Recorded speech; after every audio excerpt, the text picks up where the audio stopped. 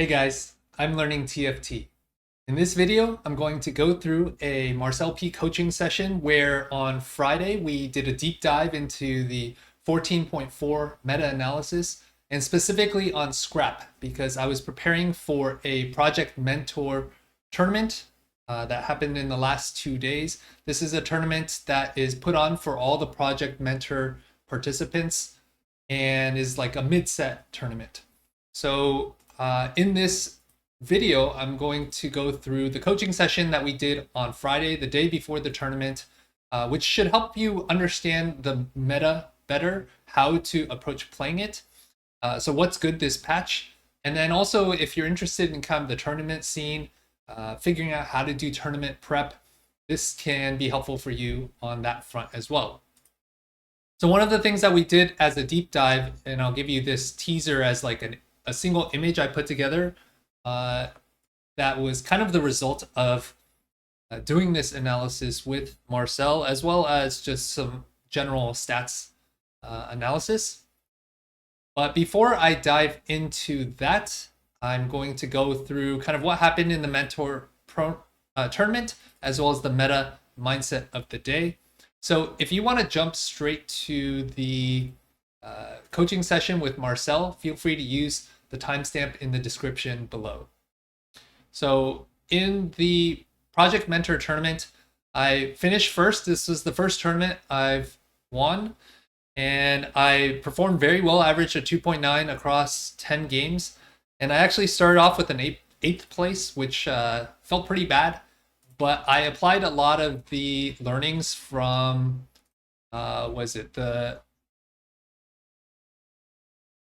the last like kind of videos that we've been doing on winning the inner game. So like how to approach losing.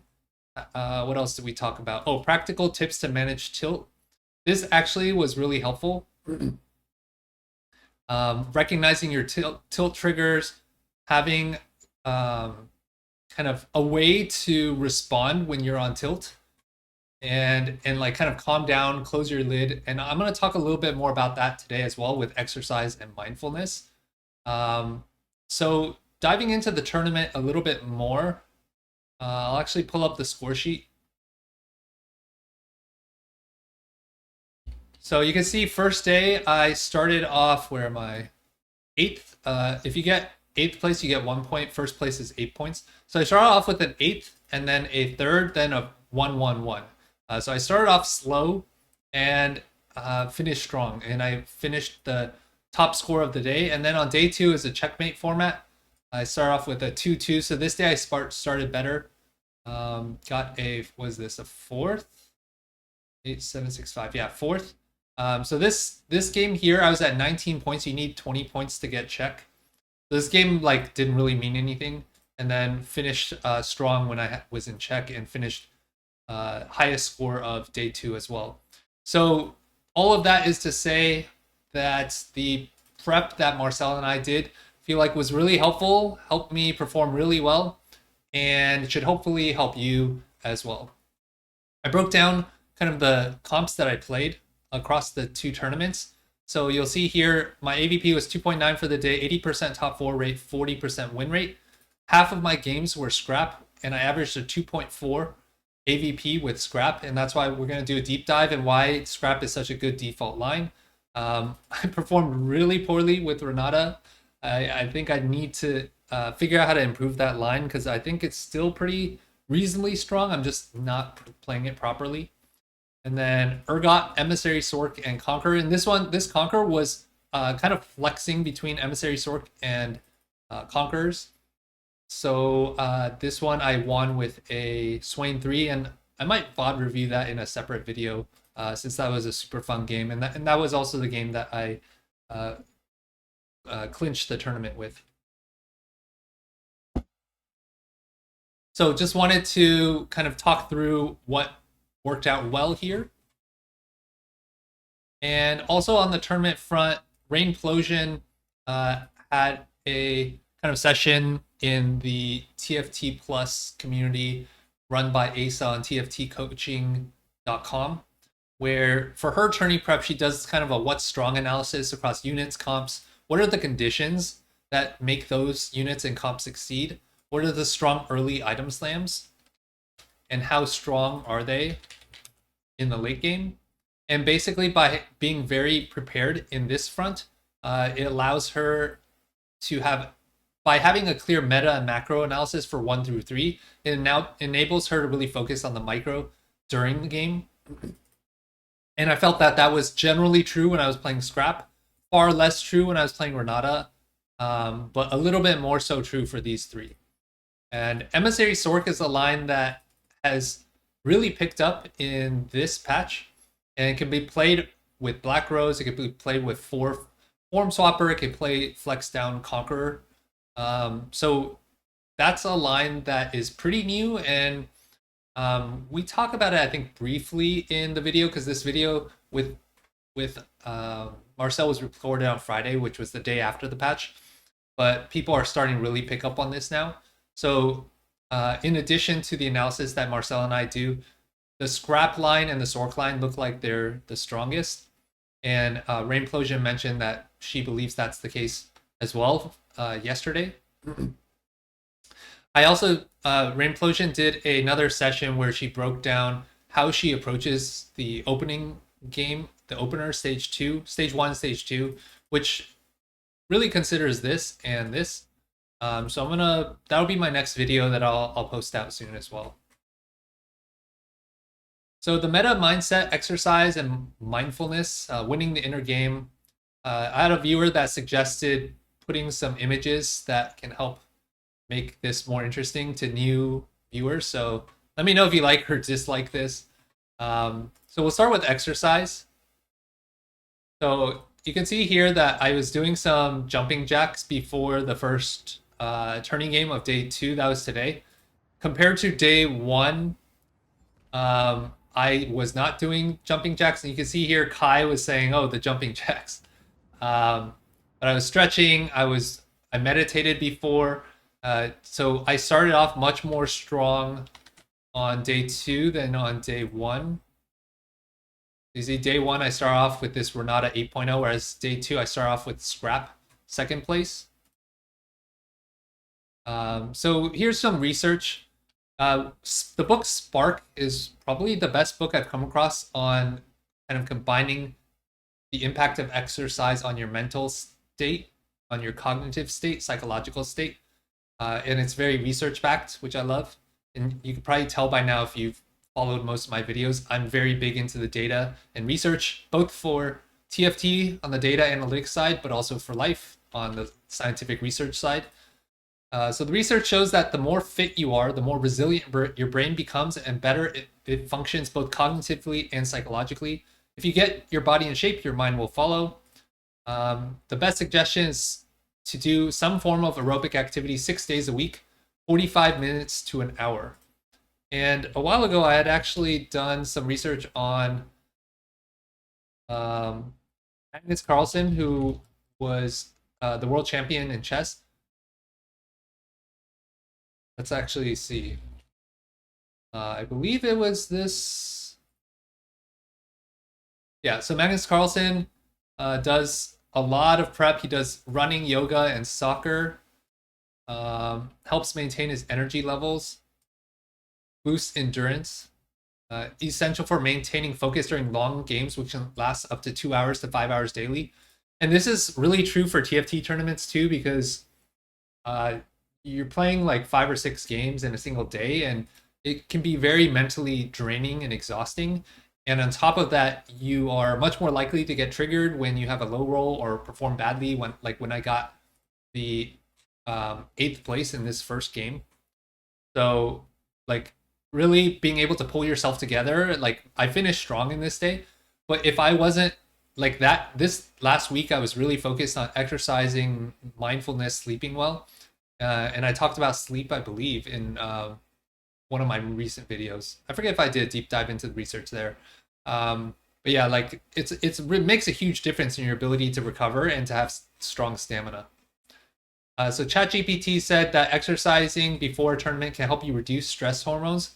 It reduces cortisol, which is the stress hormone, and increases endorphins, improving your mood and calming your mind.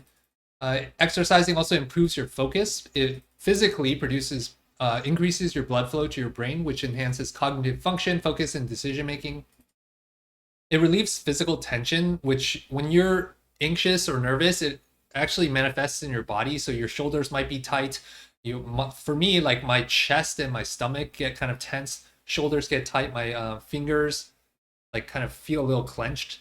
My jaw definitely feels clenched. So noticing your physical state and exercising can really loosen your muscles, which also loosens your like kind of mind to be more malleable and creative. And it promotes a sense of control, which helps you feel more in control of your emotions. So a sample pre-tournament routine that ChatGPT suggested is 5 to 10 minutes of light cardio, deep breathing, stretching, and mindfulness. And so doing all of these before a tournament or like a TFT session or doing breaks, like let's say every 90 minutes to 2 hours, like something like 2 to 3, 4 games, doing some of these to break up the monotony, get your blood flowing, getting your body relaxed so that your brain can perform optimally. Mindfulness. So this is really paying attention to your thoughts and feelings, your body in a non-judgmental manner. Meditation is the most common, but you could do yoga to accomplish this as well. Daniel Goleman and Richard Davison in their book Altered Traits, which is one of the best books I've come across on the impact of mindfulness, research based on your brain and your mental performance. The amygdala, a key node in the brain's stress circuitry, shows dampen activity from mere 30 or so hours of a form of meditation practice. Other mindfulness training shows that they reduce amygdala activation as great as 50%, and more daily practice lessens stress reactivity. So the longer you do it, the more the benefits are. So when you are able to do mindfulness practice in as little as 30 hours, it can actually produce pretty large results. And so again, going back to my day one first game, 8th place, I could have easily gone on tilt and just like gone off the deep end, but that's where like a lot of the exercise and mindfulness practice comes in, because you can almost view this as the equivalent of having an augment that says like, if for example in TFT there's an augment that says when you low roll, really low roll, like what's an example? Like let's say, like kind of like what is it? Expected unexpectedness, where you roll the dice and then you get the rewards. Like imagine there's an augment that said roll the dice, and if you win, you can win more, but if you lose, you can lose more. Like that's basically what this is if you don't meditate. But imagine meditation is like having an augment that if you lose, it's like downside protection. So it's like if you low roll, you will get something in compensation to preserve your HP. Like that's kind of what mindfulness does. So that covers your meta mindset of the day and the tournament. So with that said, I'm going to now play the video where I did coaching with Marcel on both the meta-analysis and the scrap deep dive. I hope you found this introduction helpful. If you have thoughts, questions, comments, I would love to hear your thoughts in the description below. Thanks for watching so far. I hope you enjoy the video, and I'll see you in the next one. How are you feeling about this tournament? Is it something that you're like really wanting to do well in? Is it just like a whatever to you, or? I mean, I'd like to do well in it. I just don't have that much time to prep this week. A lot of random stuff going on in just real life. Gotcha. But yeah, I mean, it'd be nice. Yeah, I mean, I unclear of what the state, like what the prep level is of the other people competing, but at the same time, yeah, like, why not just like put in what effort you can and you know, see how it goes. I don't think this patch is that different from the last one. Although to be fair, I don't think you also like got to prep a ton on the last patch, but nonetheless, it's not an awful patch. In the sense, it doesn't feel too bad to play competitively, I think. So hopefully you'll have a reasonable tournament experience. I've played a good amount over day one of the patch yesterday and watched a good amount, and so I feel like I have a reasonable read. Although I think of the people competing in the tournament, Bosso Skills has been playing a lot. Actually, if you had gotten coaching from him this set, I don't think you would have been disappointed either, because this guy's playing really well. I don't know how good a coach he is. I assume he's good. I also met him at Macau, and he was very seems like a very analytical, I don't know, fun guy to talk to. And Yeah. so, I don't even know who is playing. Wait, you said Basso is playing in the tournament? he's a coach, right? So I assume his mentee. Oh, okay. Yeah. Like, I don't know what level of play these guys are like their mentees are. Yeah. I haven't even like I feel like normally I'd be like looking up everyone's ball chess and like doing a lot more research. This week has just been busy.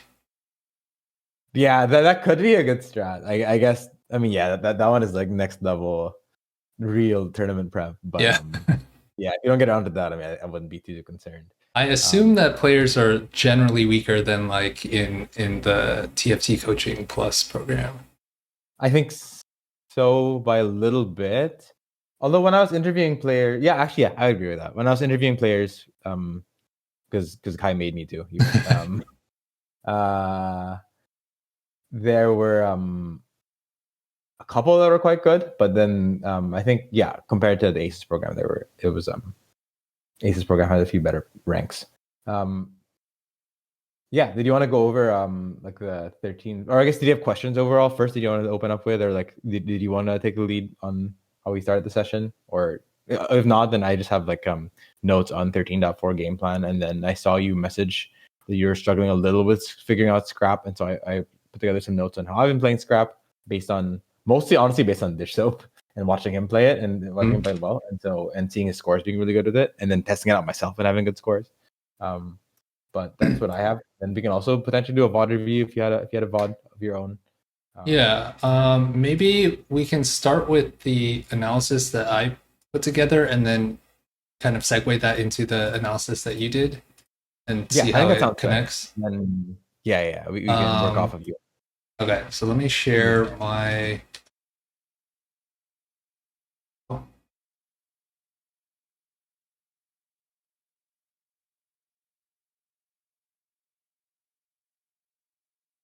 right, can you see this? Yes.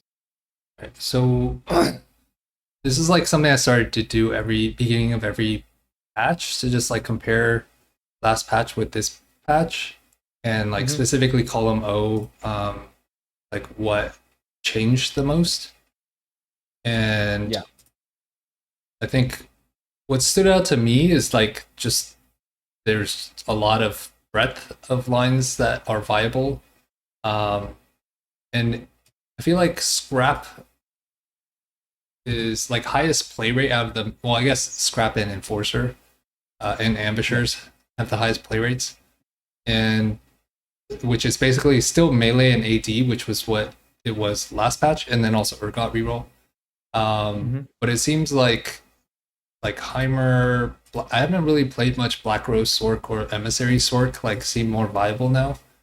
And then like Renata as well looks a lot better. And then Zeri. But it just seems like there's a lot more breadth of play that's viable. Which to me indicates that like just playing strongest board early game is more important than necessarily trying to angle a specific line. And then like AP, like slamming AP doesn't feel as bad. Like I feel like last patch, if you're slamming AP, you were mostly leaning towards like Heimer, like hybrid Heimer Academy. Also, I couldn't tell why Academy Sentinel like looks like it got gutted in the stats. I don't know if I was like looking at something wrong. It's like row 28. Well, why is it that you have Sentinel Heimer at? So you're saying that the stats show that 6 Sentinel Heimer is much better? Is that what you're seeing? Maybe that's just like a way that the stats are broken down that is kind of flawed in the way that it's structured. Gotcha. I rarely see people with 6 Sentinel Heimer. I've seen it. Yeah, I rarely see this setup of just like solo carry Heimer. I think usually in this, at least in meta TFT, it's like Sentinel Heimer and like Corki dual carry. But I suppose you could just easily throw in Jace into that and bucket it in together. Yeah.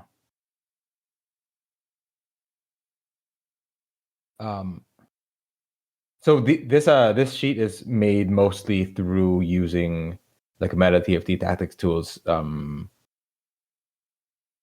I assume, and comparing from Yeah, I'm just previous. looking at the team comps page. So it's obviously not like perfect Yeah. analysis, but just like useful to get a big picture viewpoint. Yeah. I think for a big picture, it is still very useful. I think not to discourage this approach by any means. I think that this is super useful, especially when you, as you're saying, are trying to get an overview of comps. I think you'll find that at least in my experience, I don't find that many like top players are using an approach that heavily utilizes team comp page stats. Mostly it ends up being like a cursory over like view of what's good. Tier lists by top players tends to be used, but even then, people tend to have like a more, and I think that is because they have the time to like really think about nuances, play so many more games. I think if you don't have that time, then it is reasonable to have approach more like this. The other thing is this trust in stats from like Diamond Master level, which is where you get higher sample size. When you start to really just want to filter the comp pages off of like gameplay level that you, depending on the level you play, that you trust, then your sample size start to get too low. But like for example, I don't fully. Oh, sorry. I don't mean to like jump in and fully interrupt. Did you feel like you had fully said all the things you wanted to say about the Um, your so far Generally, I think I just wanted to get your take on like fitting your viewpoint understanding into of this? like kind of the docs you put in and like seeing how Yeah, much of that matches with this versus like yeah. is conflicts with this. And yeah, I Yeah, totally get the whole like because I could filter this master or GM plus for this patch, but like sample size is too small for it to be meaningful at this point. yeah. I think to comment less on like just the whole this approach and how well it works, and to more so just comment on the meta. Which I again, as I said earlier, I don't think this is a bad approach by any means. I think this can be very very useful, especially if you're lacking time to like truly, or like lacking time or lacking the ability to chat with a bunch of players and ask for their nuanced takes, or watch streams and ask for the nuanced takes on each stream. But yeah, to comment more on the meta itself, I personally don't think that it's truly worth tempoing like that often and just playing any of these lines because there's more breadth. I think that the breadth is fake in a lot of ways. I will say I am a little less experienced in the Emissary, Swain, and Black Rose 6 Sorcerer line. Although both those lines, I'm pretty sure are LeBlanc lines. And Mm. so all the 4-cost lines that are not scrap are basically 5-cost checks still.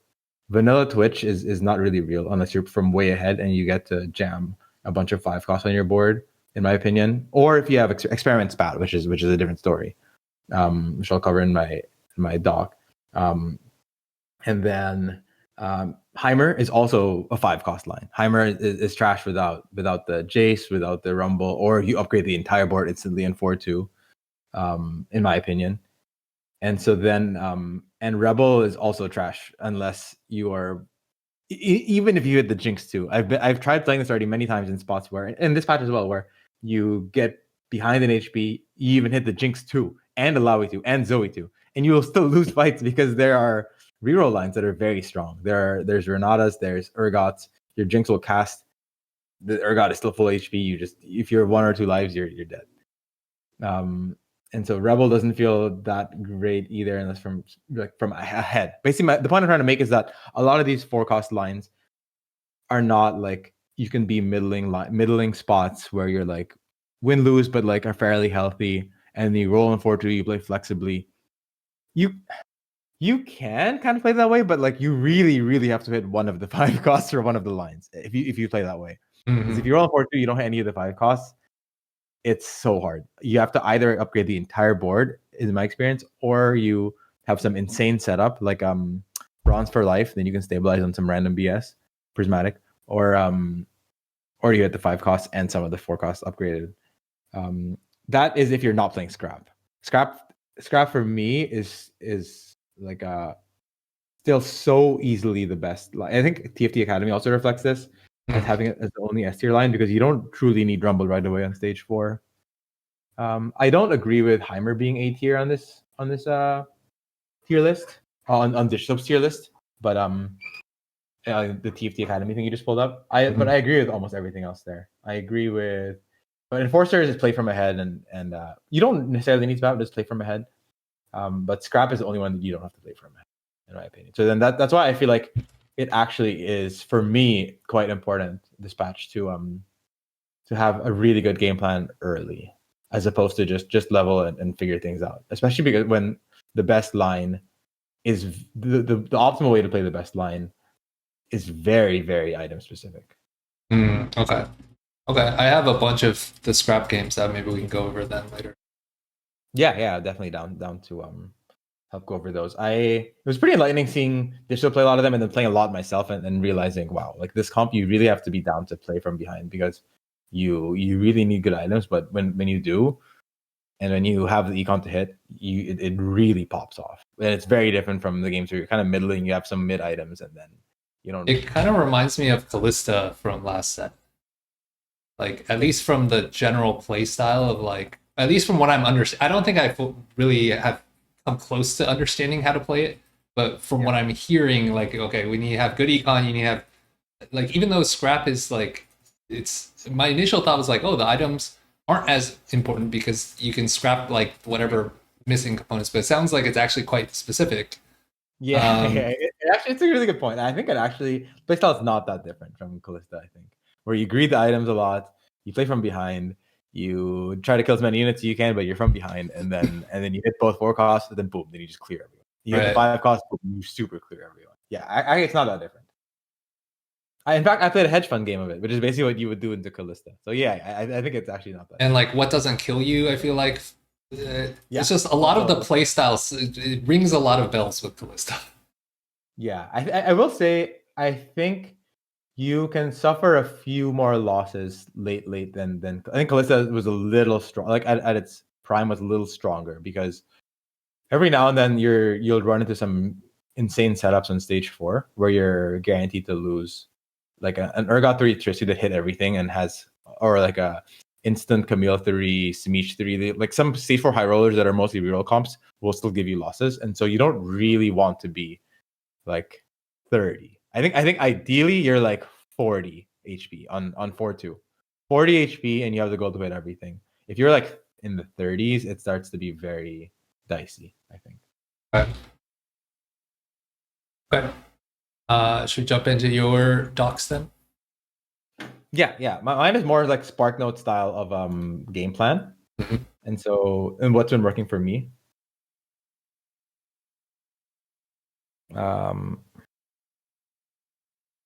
Let me share screen real quick.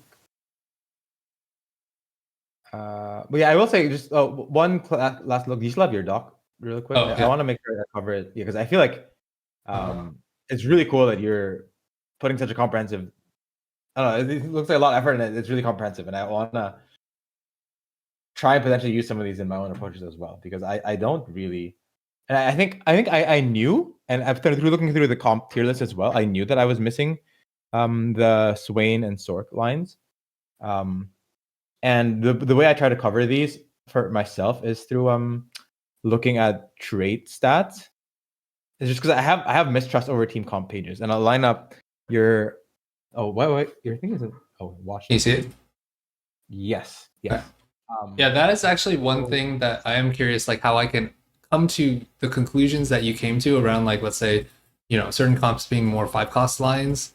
Because I definitely don't have for me, looking at stats is just way more of a shortcut to try to get high level conclusions that are not going to be as precise, that for players that can do the really detailed analysis and like research. I just don't have that time. But Yeah, I do wonder like what other hacks I can do to like filter the data more to like get closer to the conclusions that you're coming to. it's really a watching streams. So I think the biggest thing really when playing forecast comp is your stability, and one of the biggest things is your stability on stage 4. And watching a lot of streams and looking at a lot of boards and seeing, because that is precisely what stats will not show you. Mm-hmm. Stats will never show you, did this board stabilize on 4-2, 4-3, 4-5, 4-6? I feel like those are some of the most important rounds in the game, right? And in fact, you even recognize that, and you're like, I want to work on my stage 4. We even did two sessions on stage 4, and stats will never tell you that. Right. And Well, actually, MetaTFT does have like on the comp page, they have the level 8 stats versus like level 9 stats. yeah, you can see. I think, but that still represents the end game, Right. like your end game board. And if you look at any of these level 8, I use that actually. I use that in my scrap guide to know, is Urgot better or Trist better? And it's actually a little more nuanced, because Urgot gives you Artillerist and Pit Fighter for GP, but Trist gives you no Pit Fighter, but just Artillerist, but gives you Emissary buff on the whole board. And I use the level 8, level 9 stats to know what level that's like, when to put in one versus the other, if you even want to switch them off. But yeah, the stats won't show you level 4. Or sorry, won't show you stage 4 performance. It might, but like I think there's a Patreon page for that, but I don't. There's a lot of nuance in what boards are played on stage 4. People play random filler units, random trash if you don't hit your stuff, and so I wouldn't necessarily trust the Oh stats yeah, that way. the early comps page. Yeah, I think they have a stage 4 for that as well, but I would be surprised if that one is. That one is also just based off of app users, right? Right. So the sample is even smaller. Yeah. So, yeah, I think the real just issue I have with stats is it's not a mistrust in any way. It's just that it only captures endgame boards, right? When the real thing you want to know is, one of the most important things you want to know is, am I going to be stable on playing this line on stage 4 with high probability based on my econ, right? Mm-hmm. And I think the answer for most of these forecast lines dispatch is no. But I will say some of these lines, it's still really useful to have in this like this Crimson Pack Vladry roll. I think with the right items is very good. I played it in tournament because I was already out on the last in the last game. I was like, fuck it, let me just play this. And I think I took a 4th, like a pretty low roll line, low roll spot, and then yeah, where I will say this analysis is useful to know. If you look at this and you're like, wow, I literally never play X line. I think that's when this analysis is very useful. Mm-hmm. And it will catch you like some changes, right? So for example, gloves off Vander and Black Rose Silco, you'll see, especially gloves off Vander with your AVP change of minus 0.6 that you found here. It's really useful to know that, right? This is more like, eye catching, like, okay, these are lines that I'm not playing. I don't know if this view is good for like having a true overall game plan. I think true overall game plans should come more so from nuanced understanding of each of the lines. How you come to that comes off of how you understand what works on stage 4 and whatnot. For me, at least, is watching a lot of streams and seeing games and seeing what does well on stage 4 and games, what does poorly. And I watch a lot of streams of players around my level. T-Lights, Kurum, for example, in the evening, Setsuko, like these guys. Those guys are higher level than me. A lot of those are, but you see them try out certain things, try different things out, and you see what works, what doesn't work. And I feel like it's a mix of that, and especially stage 4, you really get to see a good amount of variance in how these boards work out. And then you get to hear their analysis of what went wrong. You have your own analysis of what went wrong, and you do that 50 times, for example, on let's say the first 2 to 3 days of a patch, right, of your own games, a mix of other people's games, and then if you want to multiply, you watch 2 streams at once, but at the same time, like, this is super time consuming, and it's not something that someone who's no life and can really do. But I think that's the approach that I found really works for honing in on like stage 4 stability. So how does this Meta TFT stage 4 compare to like your current assessment, having watched a lot of streams? Like, what do you think of the pros and cons of and how accurate this is relative to what you've seen? I mean, the issue is this doesn't tell you. Look, for example, look at the very first one on here. This is showing a Caitlyn on stage 4. Yeah, so let's say we just exclude the 5 cost ones, and they have play rate here, right? So like most common seems to be like this. What is this? Academy Sentinel 0.53 play rate. Let's just sort by play rate. Yeah, the issue I have with this really is just the nuance that it lacks. Mhm. It's like it. I think holding on a 5 cost again, like which I think is super important.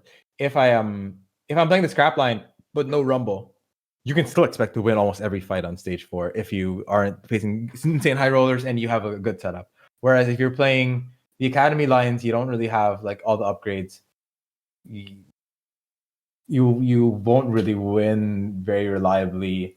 And it's the same with the enforcer line, right? Like unless you have like fully upgraded like Vi and TF and good items. And this these claims that I'm making are from watching and playing the games. Right? I don't unless these stats pages will truly show you, for example, the delta of each 5 cost with that exact board, which I don't know if it does. Yeah, basically what I would want to do here, yeah, it does, right? You relook here. And Doesn't tell you the delta though, right? oh, it doesn't. It doesn't. Yeah, I want to know the delta of each 5 costs with each unit, basically, right? And then you could basically have your true conclusions on okay, this line is actually just is just a check. Did I hit LeBlanc or not? And that basically allows you to know is it sound to have a game plan around hitting X units or not, right? Mm-hmm. Like in Callista, you could very realistically hit Callista to Rakanto if you really econ up that much. And what is your win rate with Callista to Rakanto 0.5 cost? It's super high, right? Whereas I would say if you do the same game plan, but you're playing like Heimer or Corki, and you 2-star both Heimer and Ilawi, no Jinx. Sorry, not Jinx. No Jace. You have reasonably good items. I don't think the win rate is even still. You could still very easily lose on stage 4.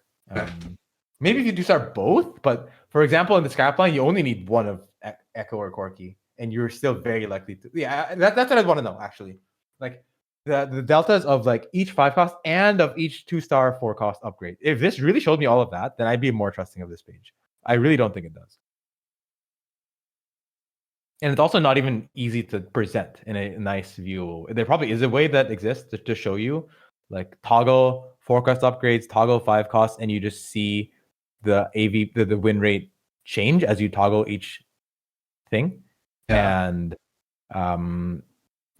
but yeah, I don't believe there's enough sample size for this for stage 4, and I don't know if they offer it at the moment. Okay, so maybe another way I can approach this then is to just watch. Like, I'm just trying to think about the most time effective way I could kind of get to the similar conclusions that you came to. Like, literally just watch some of the top players go to stage 4 and then just like track which comps are beating who. Like, or not comps, but like, basically it's like Corky 2 versus like Heimer 2, like who wins basically. Like, oh, you actually use TFT VOD library. They have this. right. Go to tools on Meta TFT. You can pull it up right now actually. On the browser, you can show it as well. I'm pretty sure this works. I haven't used it actually, but I'm almost 100% sure this should work. You go to metatft.com, tools, VOD library, type in 6 scrap. Yeah, so I just go to like Robin, jump to stage 4, and see who he like loses or beats, and then like yeah, exactly. You don't even need to use Twitch, right? You just literally use this page, and then it's so much. No, so just be like, okay, who is this? This is Meech. I'm gonna try to predict the fight, but like, yeah, exactly. This guy's Echo too, but Warm. What is going on? And Robin has neither upgrade, right? So he likely, almost certainly. Well, actually, I assume he loses. He's facing Jinx as well. Wait, what? He won. He won by a lot. What? What is it set up? Epitaph. I guess he has Sentinels. Epitaph, bunch of items. That's what I'm saying, man. Scrap is still busted. I even predicted he doesn't even have Echo items. I thought that was he was gonna get destroyed. That's what it looked like, right? But I think the issue is, what is it? I guess this other guy's bored the item. He's Warmock's Echo, maybe? I don't know. Yeah, I mean the Echo's items aren't great. Oh, is this trait augment sisters? Can't tell. Yeah, I think he took a weird trade augment to get this board.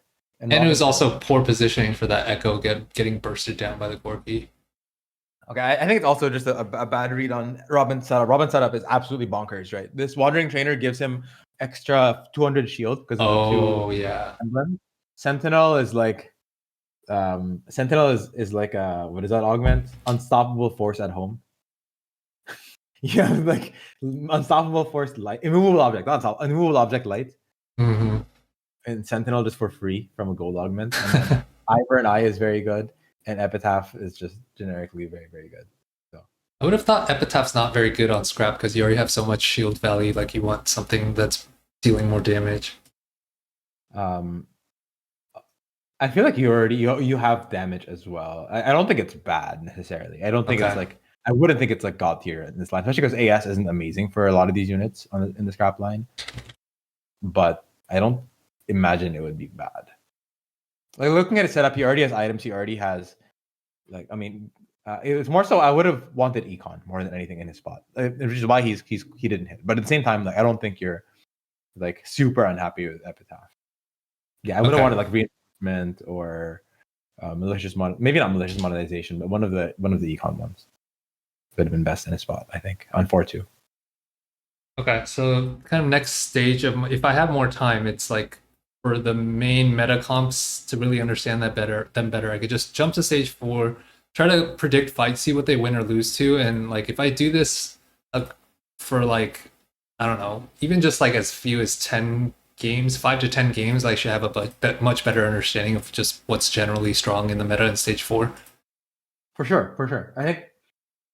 I don't think that this would take that. Like to see 10 iterations of one comp, I don't imagine it would take so much time. Yeah, you could do it now if you really wanted to for any line that you're curious in. But yeah, I don't. Yeah, maybe if we have.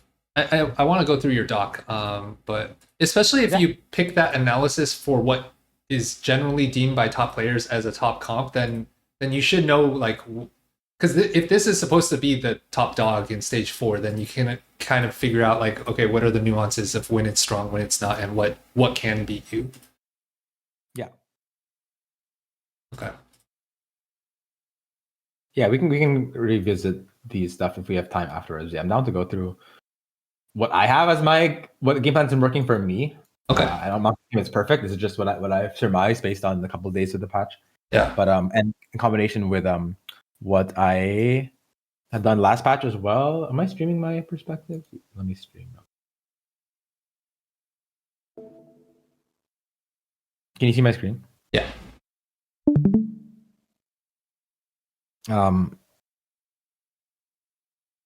Scrap S tier. Default scrap of no direction.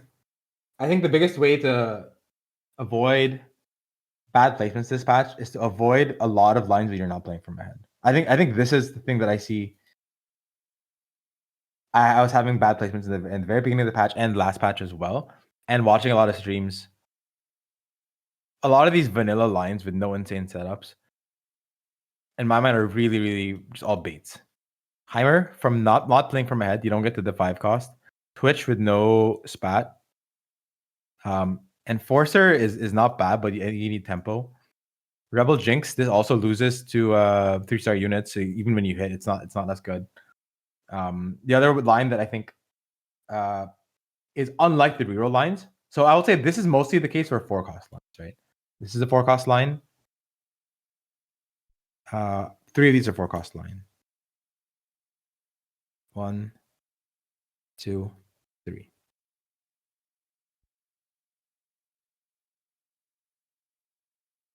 These ones are mostly 5 cost checks. And so you really want to be playing from ahead because that way you can afford to take losses stage 4, which you will take if you don't hit the 5 cost, and push 9, and then you will hit the 5 cost and 9.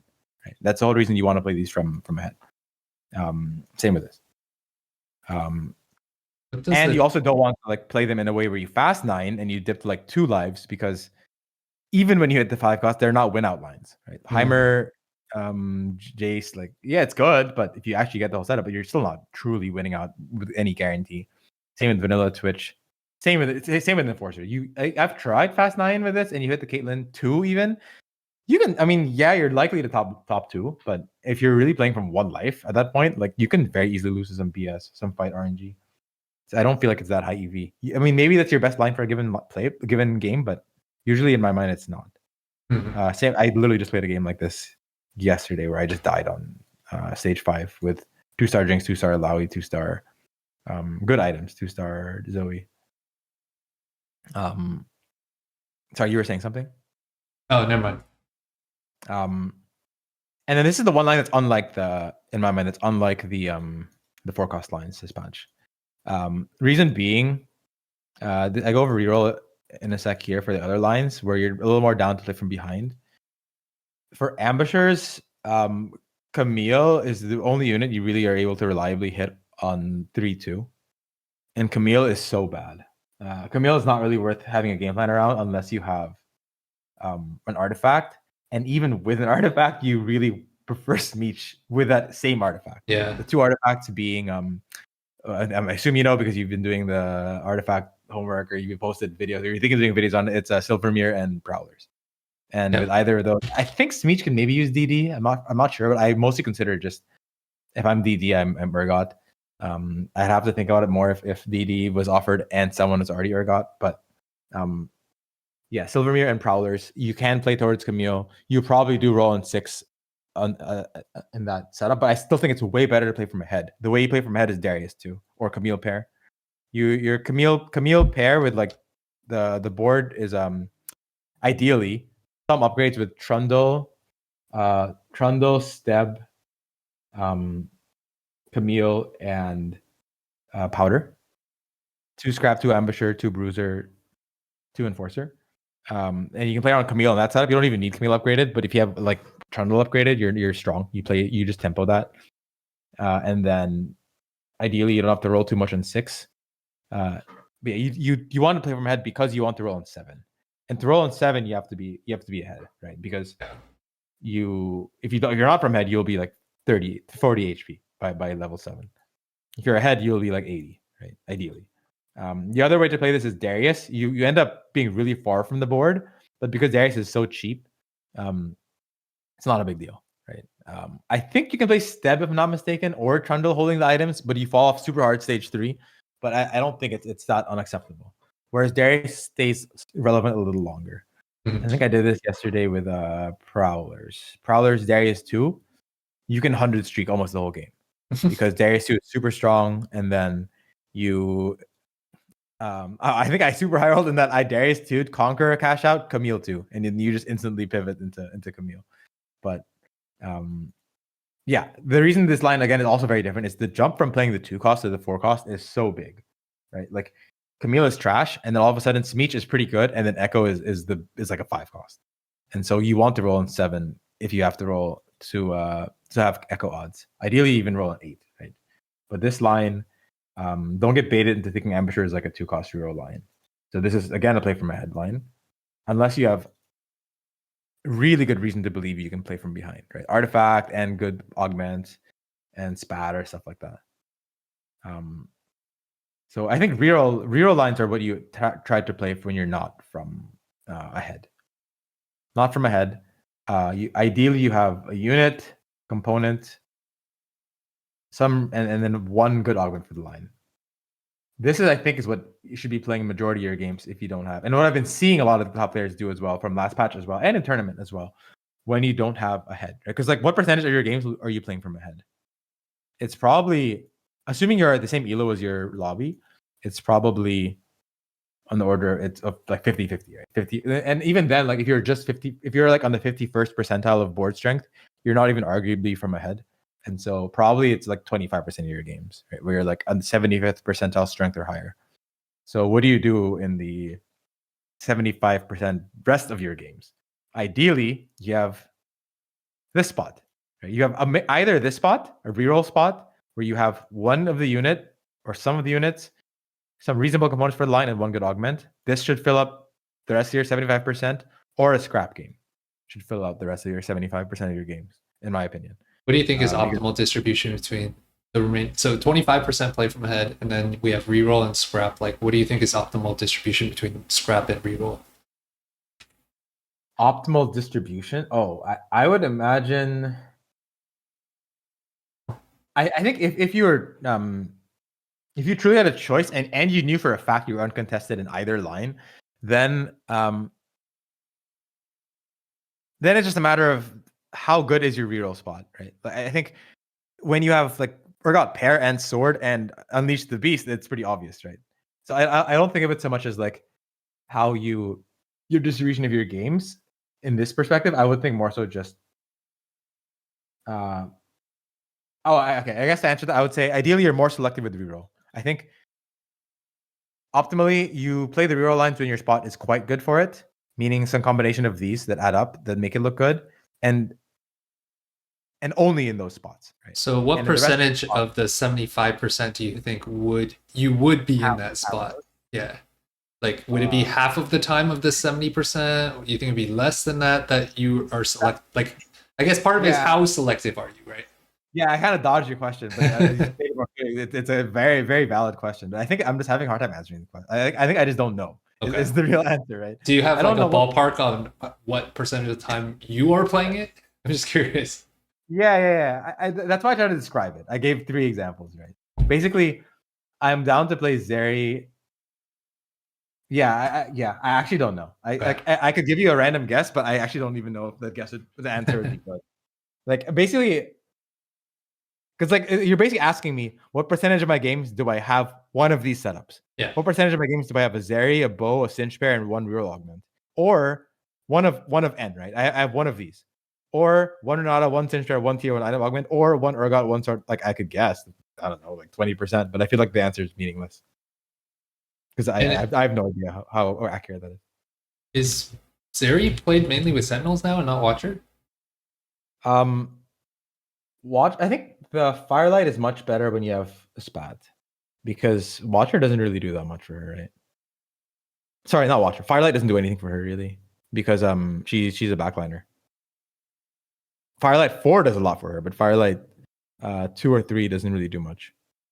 And so I think you only really play Zeri with Watcher if you have a lot of them early. You have the early, like if you have really good reason to, but otherwise, Singed gives you the AS boost, and I think that frontline is just better with Sentinel. You also can cap with Rumble later on. Yeah. I will say the Zeri line. I feel like I've been seeing more and more people play Sentinel, so I trust the Sentinel's better, but I don't know like for sure. I mean, you can look at the stats and see to be 100% sure, but this is something that I've mostly been seeing people angle. Like in the stats at GM plus, Sentinel looks worse, but I mean, maybe you gotta filter out like no spat. Like actually, Challenger plus Sentinel is 4.7 and Watcher's 4.5. Oh yeah, here you go. I think you just take out Firelight. It's already immediately visible. Yeah. The other issue is too. There's also that Firelight augment, right? Whatever it's called. I forget what it's called. You can't. Oh yeah. Spencer was arguing you only play the Watcher line when you have that. I think. I see. But if you look at this, you exclude Firelight Emblem, immediately Singe is already lower delta than Scar. Yeah. Okay. Yeah. That was my understanding of this. It's an emblem check and or I forget the name of that augment, the trade augment check. You don't have one, you play Sentinels. You have the other, you play Watcher. And then with these Sentinel front lines or like Giga front lines, you can also use or you can also include investment strategy into a good augment here. Investment strategy can help you be really, really strong late game and cap super high. But yeah, so basically the game plan is a mix of these, and then these are like some exceptions that allow you to skip these game plans. Some spats are insane. Experiment is still extremely broken. It feels the same as pre-nerf. Feels barely any difference. Enforcer is very good, but you need tempo. And then Firelight spat either for Zeri or for Ambushers is very good on the Camille or on the the Smeech, and then you get the 4 Firelight. What about Gambler's Blade? Like, you didn't mention that in the artifact section. I feel like it's not really worth playing around. I think Gamblers is very good if you have the cog immediately. 2/1 cog orb and Gambler, sure. Then it's very good. But I don't even know if it's very good. Then it's good, I think. But cog is just so underwhelming in my mind. Like I think cog without Lichbane or Wit's End, even with Wit's End, it's already like kind of mid. With Lichbane, it's actually good. But with just Gamblers and everything else just vanilla, I think it's not a horrible game plan, but I actually think the best way to play that is assuming you can play from ahead, is to pivot into something else. You Gamblers your cog, and if you truly are way ahead, you can pivot that into like LeBlanc or something, because LeBlanc can use all the Cogmo items.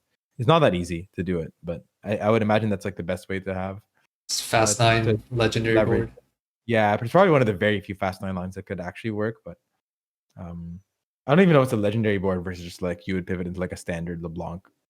Probably it's a legendary board because you'd be rich enough. But or like the 5 cost check that we were just looking at around like Black Rose, Sorc, or yeah, exactly. You're guaranteed to have them 0 on 5 on 9 at like 50 HP with a lot of gold.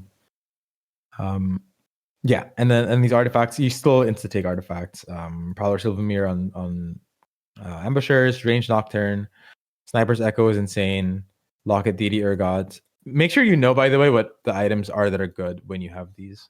It's like I think I recall we reviewed a Range Nocturne game. You didn't quite know the Nocturne items. Like I've had people suggest in Twitch chat like to make Rage Blade on Range Nocturne. It's just like it's basically IE and like GS, right, or DB. You just want more it's just DPS items. You can Last Whisper is like not even the worst. Like you can move it off later if you really want to, but IE Last Whisper is fine. Even DB Last Whisper, whatever.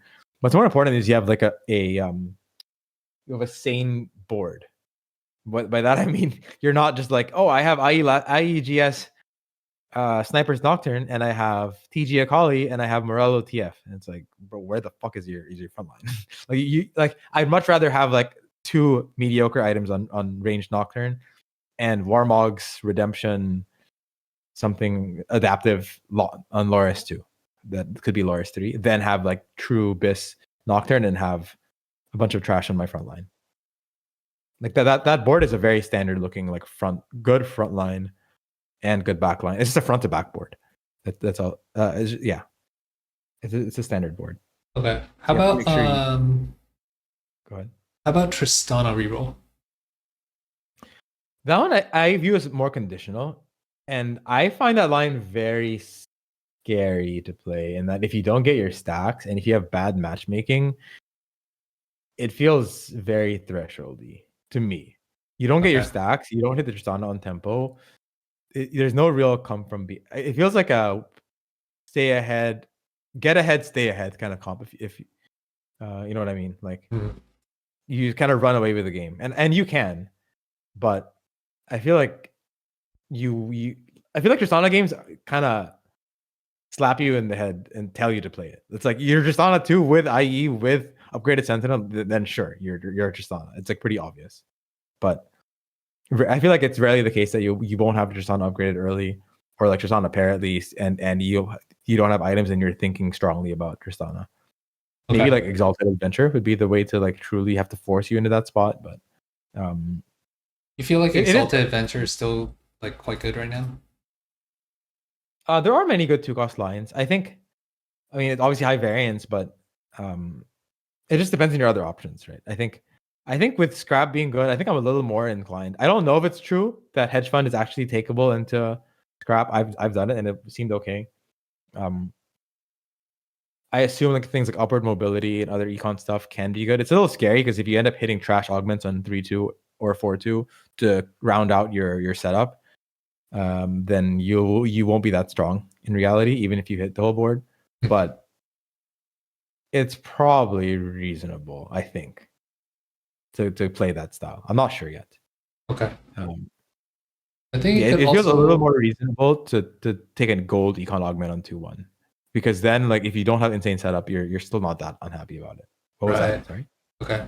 I think it could also be helpful to go into.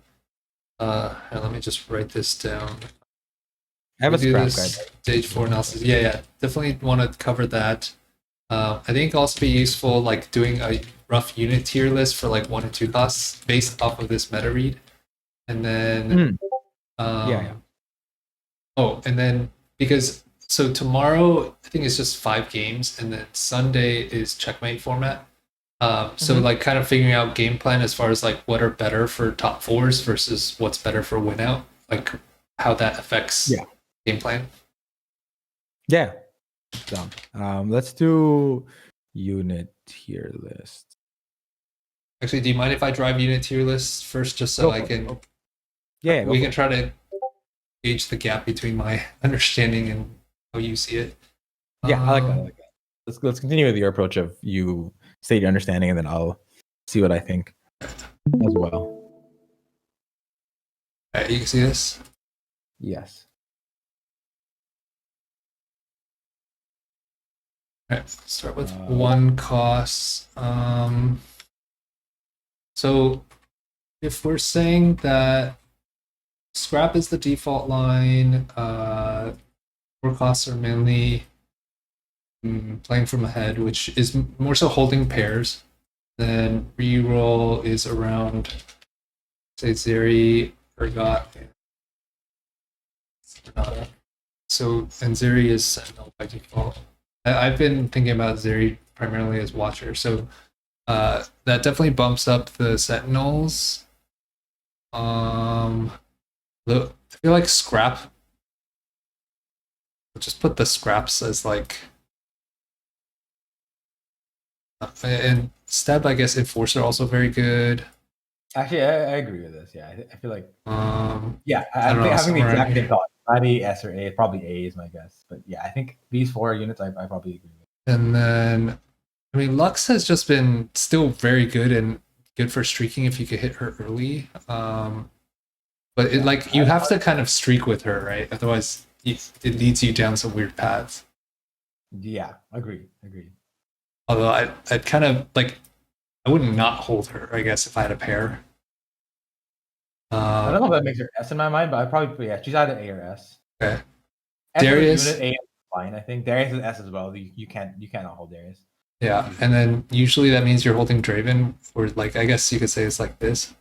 Oh, for me, I put Draven lower because I feel like Draven on his own doesn't accomplish. I feel like he's just a. I mean, if you Supporting have items for cast. him, sure, but like, I feel like I'm fine not holding. Like Darius, I feel like you even if no items for him, you hold him and he can still be your generic frontliner Mm-hmm. naked. With items, he's a god stage 2, upgraded. Whereas Draven is like he's just a conquer trade bot for your Darius, or if he has items, then he's not.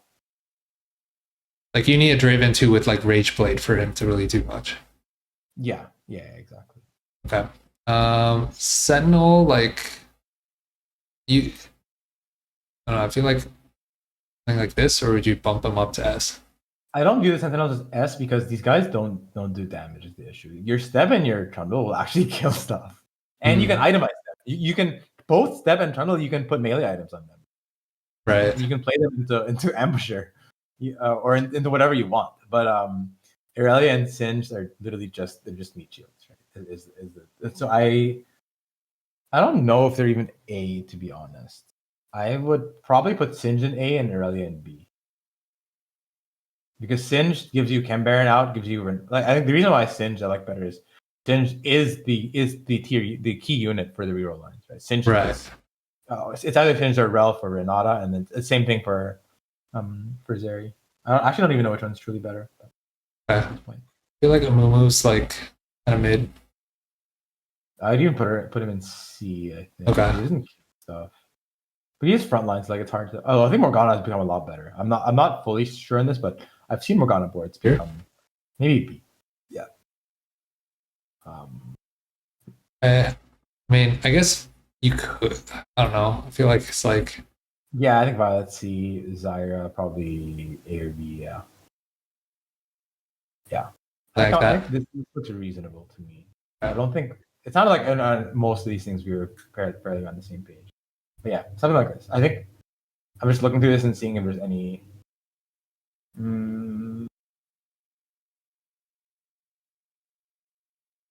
feel like Morgana and Amumu are sort of similar tier, but they just do different things. But yeah, I think any serious complaints about this would be kind of nitpicky. It seems to be fairly okay for me. Okay. Maybe Powder we could argue is like too high because she doesn't do.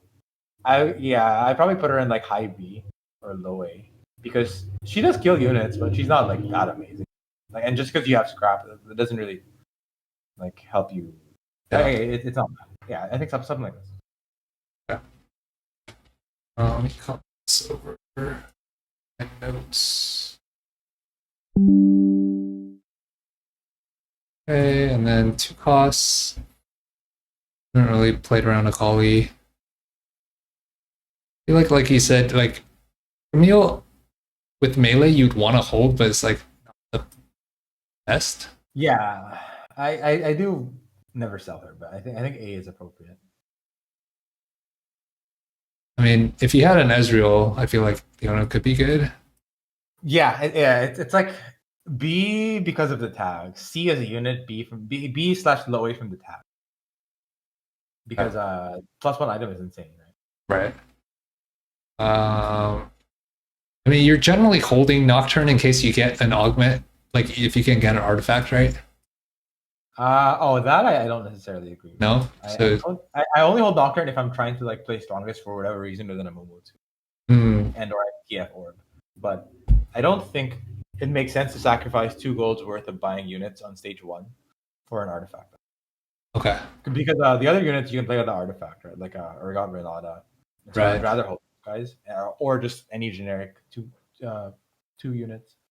Okay. I feel like Rel, pairs really well with Darius, and then just the Sentinel lines can be quite good for B. If she was a 1 cost, I'd agree with you. But at a 2 cost, I feel like the opportunity cost of holding this unit isn't always that low. And then she also doesn't do that much on her own, like on stage 2. Okay. So yeah, I view her as more like A or B. She also doesn't give you any direction. So I feel like the combination of all those things makes in her like Camille is a worse unit. Not even true. Camille can kill units and gives you direction usually. Yeah. Rel, I feel like no direction, just like reasonable tags. I'd probably say B. Okay. Probably in between A and B. I think I'm probably holding Rel too much then. I think part of it is I'm like sometimes trying to, if I have like a Rel, Darius, Draven, like, and maybe only one of them is paired, I'm like trying to hold it for the 4 Conqueror play, but it's like probably too greedy. I think if you have pairs of them, then Rel starts to become higher. If you have pairs of, I think in that scenario, I think it's more so just than our definition of A and B in our minds. But yeah, in our minds, Okay. it's B. All right. Like probably here. Yeah, I think we're not the same tier as Camille. Like, it can kind of be worthless, but gives you direction. Can Baron maybe. Okay. I'm not really playing around Set. Like ever, yeah. I think Set is basically B. Stana. I mean, if we're not really trying to play reroll with her, then she's more of a trade bot for Urgot. So I think that she's the most important backliner for Urgot, right? Like you want some backliner for Urgot. You either want Tristana 3 or Corki 2.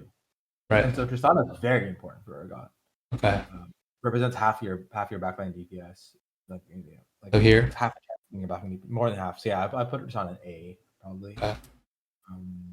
Urgot S. Then the hero. I don't know if you're meant to play on this guy. Still low. Probably not. I mean, I guess if you have like, I think his best items when I was looking at the stats was like BT, IE, Hodge, Titan, like those 4 basically. So I guess if you have perfect components, then maybe you hold it for the out. Yeah. Okay. And I guess you could say the same thing for Vladimir, but like not really playing around with Vladimir. I guess the same Rel in my mind. Like a lot of good, like triple trait unit.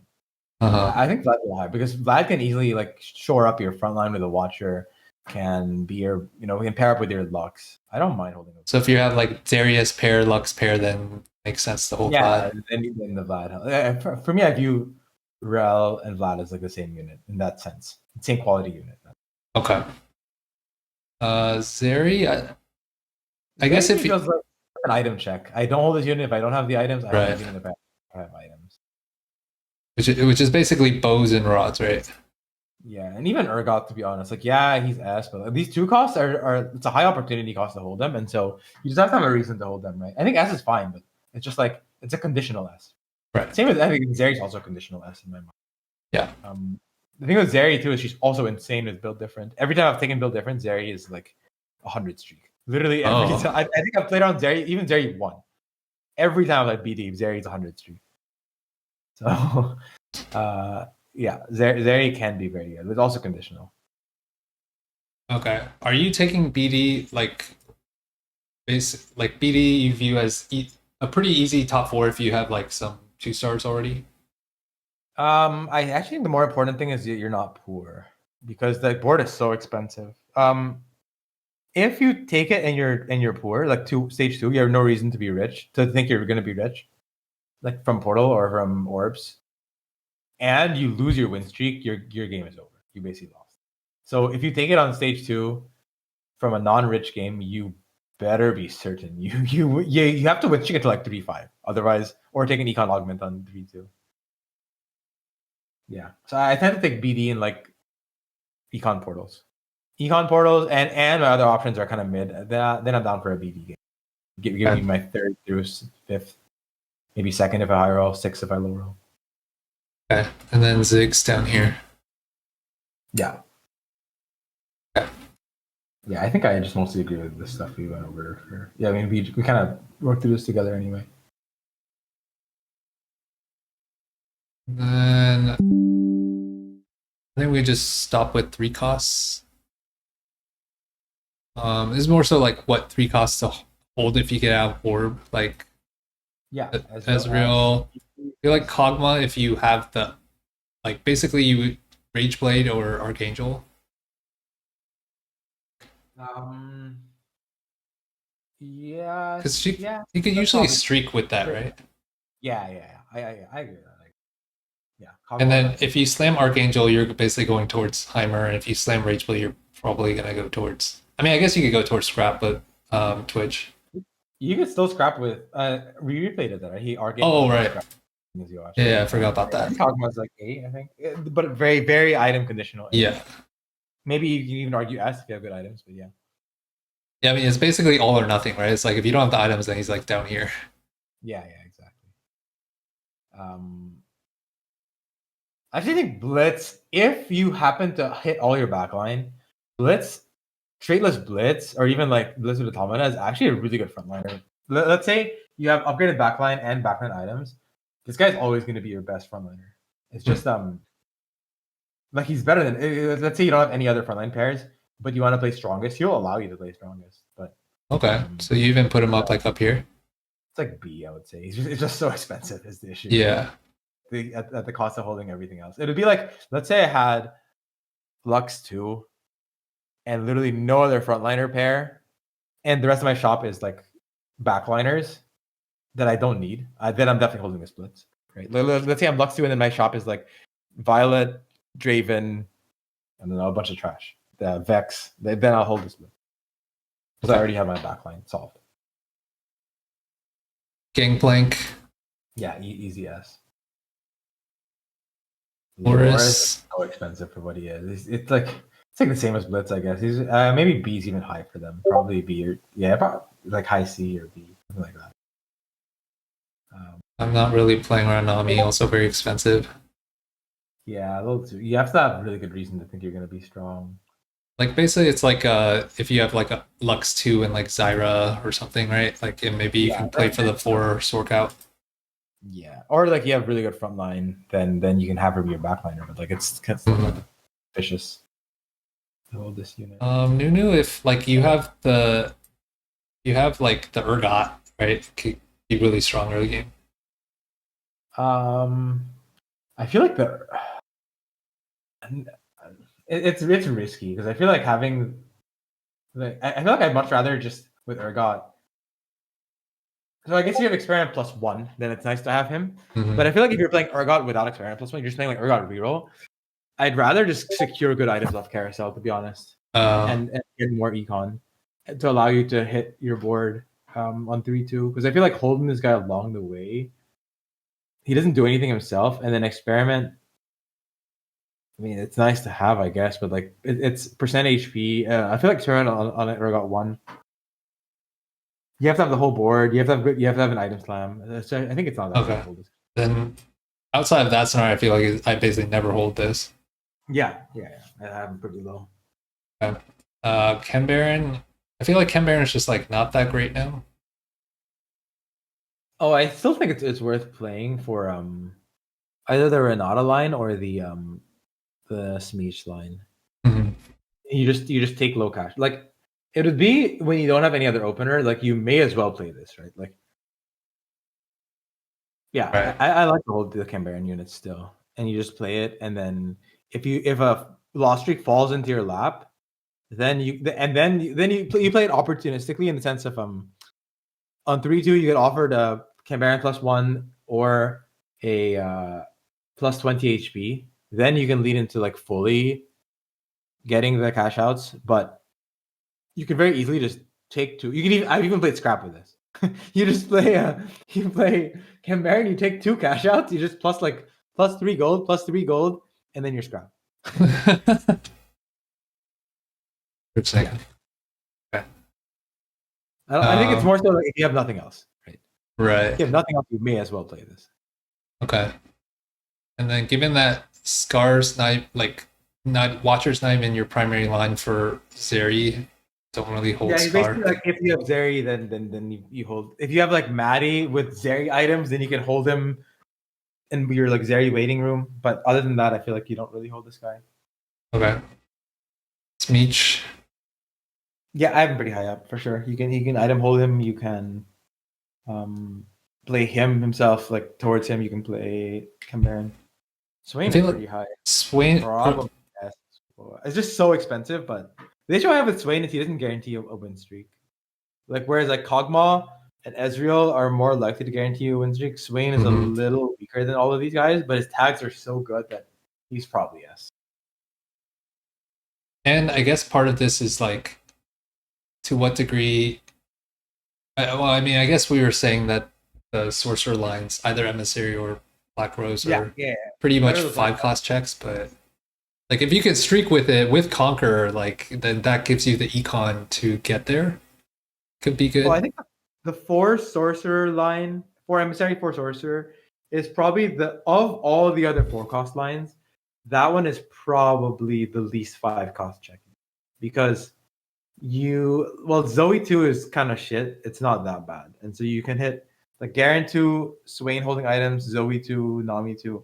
That one is the least bad of the other 4-cost lines.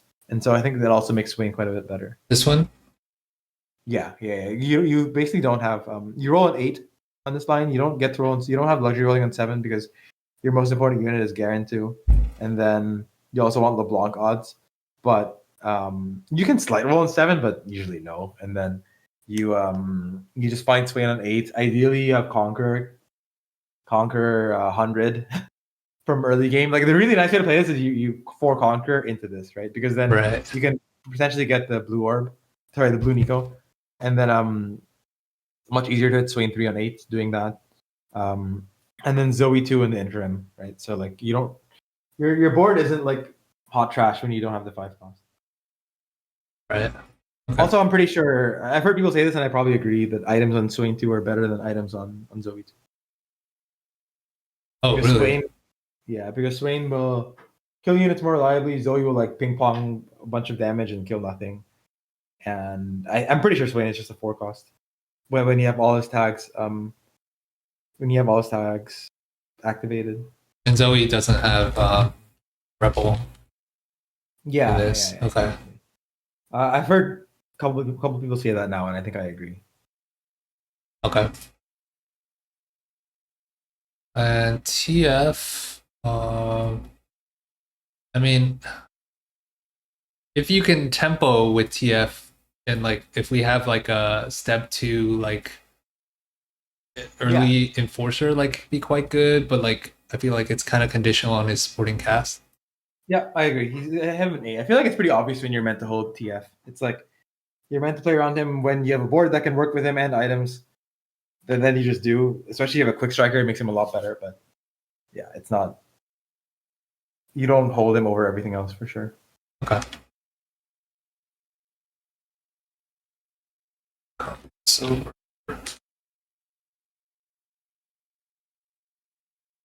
okay.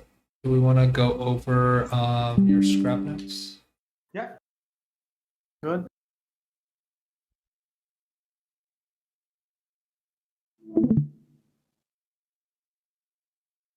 Can you see my screen? Yeah. Still? Cool. Okay. First, conditions for whether it's a scrap game or not. So I think recognizing this is an S tier line is important, such that when you have no clear direction, you just default this. So that's one signal, is that you have nothing else to play. Your spot may not be good for scrap, but it's not good for anything else. Then you can opt to play this line. It may also mean that you just didn't have the ability to recognize your line for other line, your spot for other lines, but that's fine. Ideally not poor, because you really want to be able to hit the 2-star 4 cost, one of the 2-star 4 costs. You miss, and also the board is very like you have to have every unit. You miss either the Echo or the Corky or Rumble. You need 2 of the 3, right? Echo, Corky, or Rumble on 4-2. You miss any of those, you lose every round until you have the whole board. You cannot miss. So ideally you're not poor.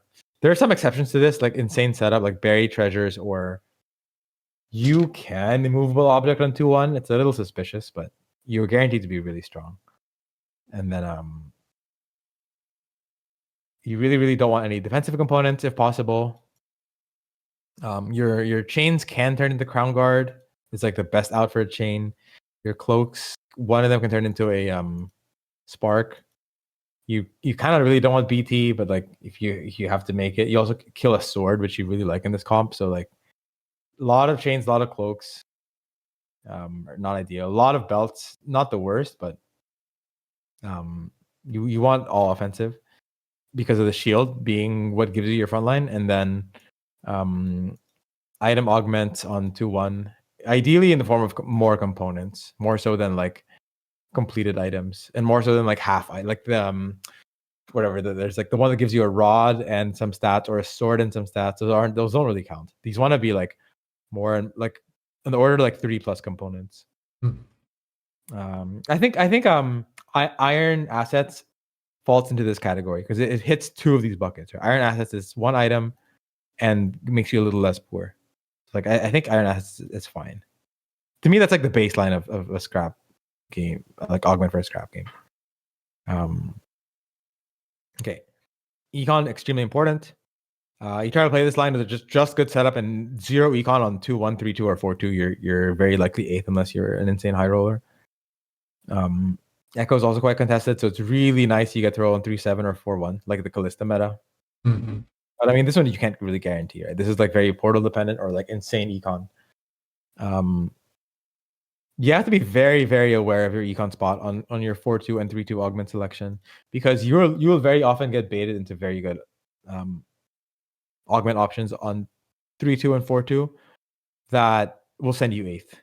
For example, you have no econ, but you get offered, let's say the Zeke's augment when you have IE Corky and you're playing an Ambusher Echo, or you get offered.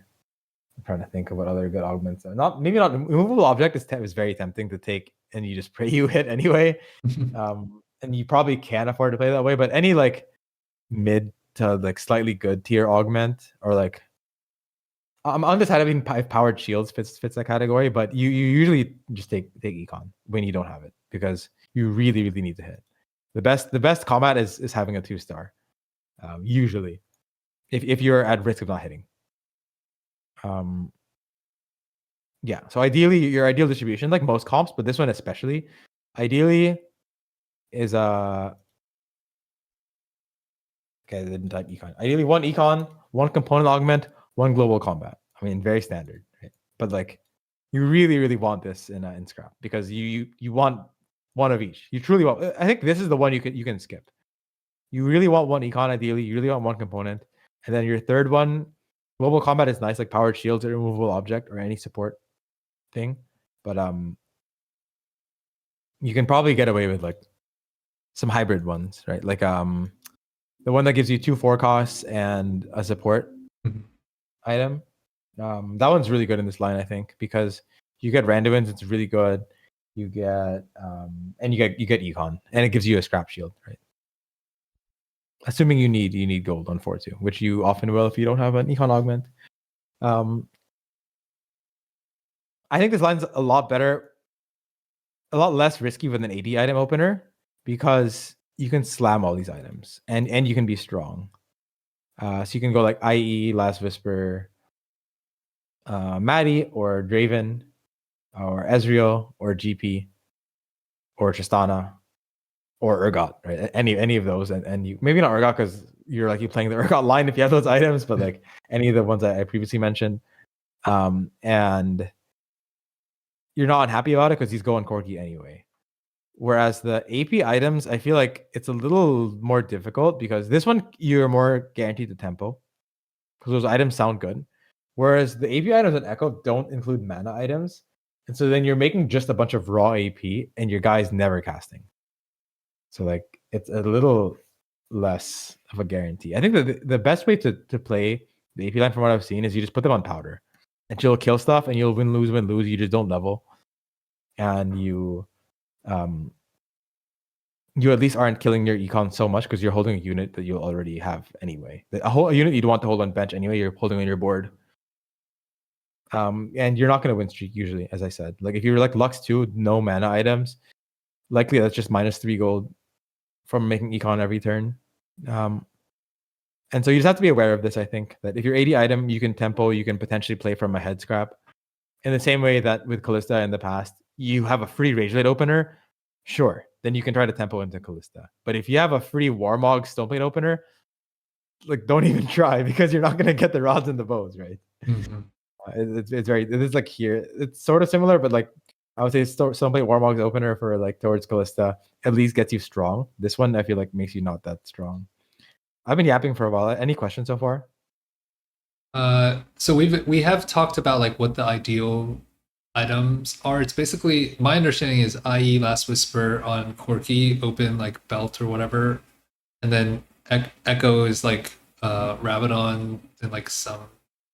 I mean, you don't even really need healing, I guess. Like Rabadon and like Ground Guard. I mean, it could be BT Hodge, but the main thing is IE Last Whisper, Corki, and Rabadon Echo. Yeah, I think you don't truly need Deathcap Echo. So I think you really want tier scrap for Echo, and you really want belt scrap for Corki. I'd say that's where you start, and then Echo. I just think it just needs 2 of the following. And I think I thought Crown Guard is worse than it is. Crown Guard is fine. Decap, GS, Gunblade, Hodge. Gunblade is weird to me. The stats really like it, and so I assume it's actually good. I don't know why. Because I would have assumed that the big shield, it's not actually good, but I'm not sure. Crown Guard. Dish Soap argue is JG is fine. Not truly sure. Like the stats don't like it.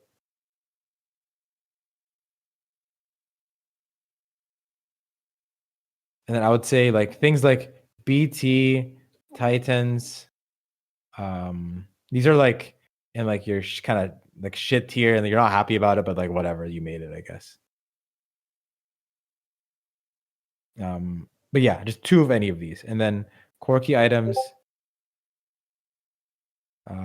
I think you really want IE because if you're gonna belt scrap, especially you truly leverage the guard breaker, and then also I'm pretty sure belt scrap and Echo is guaranteed guard breaker. I think. Yeah. And so if you have a Hodge, then you can afford to like the natural Hodge, then you can which for some reason you made. I don't know if you'd ever make a natural Hodge though. I feel like you would just keep the tier and make something else along the way, but IE. Last Whisper, you can have a guard. Like you don't really want double guard, but like GS, DB, stuff like that, right? And you can your Last Whisper can be on the gangplank. And so the ideal setup is going into 3-7. Ideal, like the best setup is going to be that you already have open belt. Ideal going into 3-7.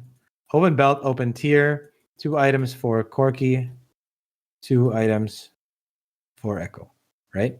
And then every drop on Wolves is scrapped, right?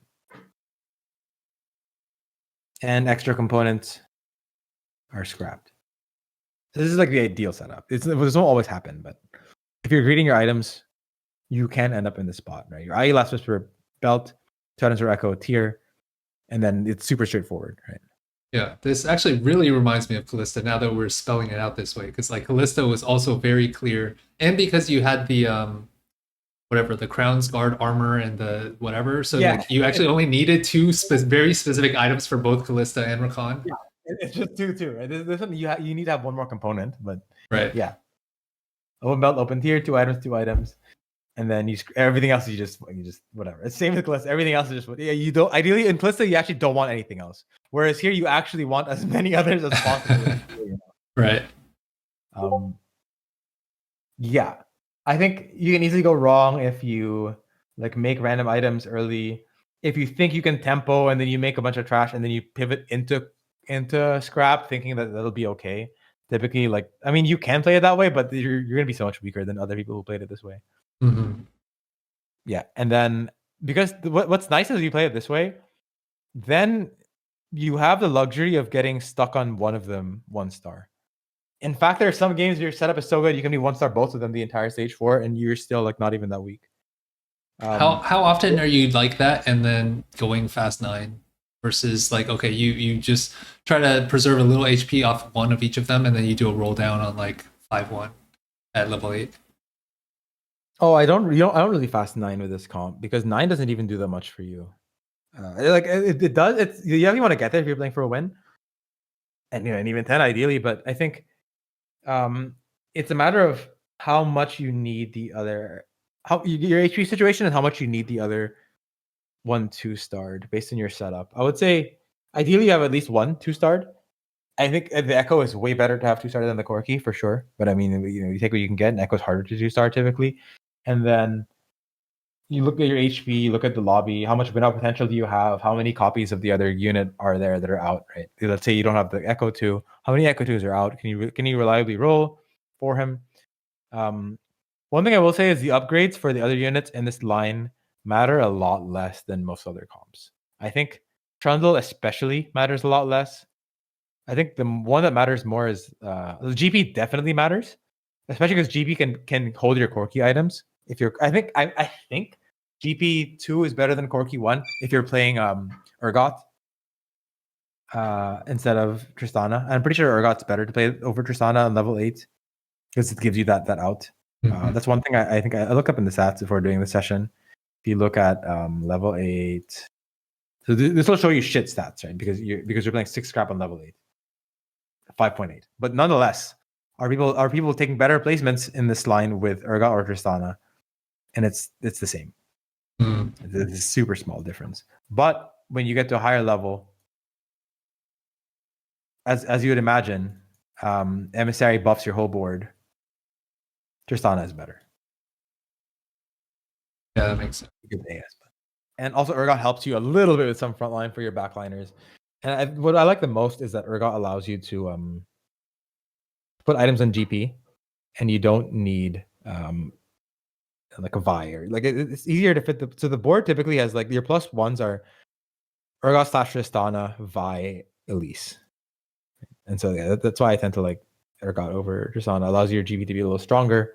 And then which if your GP2 Echo 2 can definitely get you to a level 9 depending on your spot and your HP and whatnot. But and obviously Rumble helps a lot. If you hit the Rumble, is Elise better than let's say Alawi? Because I can't tell the value of Elise's stun versus having the armor MR on all the scrap shield across the board. Elise also gives you form solver for GP, right? So I think a lot of it depends on like are you itemized on GP? Are you expecting the guy to cast the Elise? But like Sentinel is really good. So I think in lieu of GP holding your items, I think Sentinel is going to be better. The issue is usually that when you find the rumble, you will almost always have found, like majority of the time, you will have found an Elise before finding a rumble. Yeah. And so you'll likely already have an Elise on your board. And so there's some cost fallacy going on where if you have an Elise pair, are you meant to like sell off the pair to make more econ and just throw in like a singed? Because you're typically not gonna hold an Alawi in hopes that you find a rumble. Mm-hmm. And I'm not sure if singed is better than Elise. I would guess it's not. Okay. Like any random sentinel. Right. Another question I have is, and I think maybe in a little bit we can go over some of my games with this, but I end up in situations in stage 4 where I run short on removers, and so like, is it just better to save the removers sometimes, and just like stay with a powder one and whatever, like trundle one, instead of burning those removers early? Yeah, you have to be very selective with removers in this comp. You have to like put them on. I've seen Disho do that, and I started doing that as well. You just have to make sure to put the items on other units, not that's the other reason why you will be forced to playing this comp from behind, because you won't want to be putting these items on your scrap units if you're holding them along the way, because you screw up your remover situation to allow you to truly cap with your Corki GP. Like you will ideally want to bounce items between GP, Corki, Echo, and Rumble late game, and that truly will allow you to spike, right? Like appropriately as you need to, moving items, bouncing them around, whatnot. Last Whisper turning into a DB, a Spark turning into a real item, and the Spark goes on the Rumble. Then you hit Rumble 2, then the Spark goes on like your whatever trash Elise or your Trundle, and you put a real item there. And you can only do that if you save removers. And you can only save removers if you're putting them not on the Trundle and the powder. And if you don't put items on your best units early game, that means you're weak. Okay. Relative to others who are doing that. Right. Okay. I think a lot of this comp is just trusting that you will truly spike. You're saying it's the exact same as Callista, as you're saying, because you're playing the S tier line. Yeah, that was definitely true for Callista, because back then you didn't get removers, so you didn't want to put them on your fairy units. Yeah, exactly. Or you have to like hold an extra one, right? And Yeah. sell. You could. You just like there was such a Tristana back then. Sometimes you're playing for from mixed streak for whatever reason. You're uncontested or something, and you could do it. Okay. And then usually you're not pushing level 9 until you've hit like both Quirky 2 and Echo 2. Again, it depends. Like if your setup is really strong, immovable object, you can get away with pushing 9 with one compared to the other. Also depends on your HP, right? Like if you're like 40, you can probably like opportunistically just not roll, right? And you can always roll on loss. That's what I've seen Tetsuko do really well. Like you never know. What if you get good matchmaking? What if you get good fight RNG? You win a few rounds. Going 9 allows you to actually play around like a Rumble 2, right? Or a double Echo setup. Who I think double Echo is one of the best ways to cap this comp, but you need a lot of items to make it truly be your cap. Like a second Echo with no items is probably going to be worse than a few other filler traits.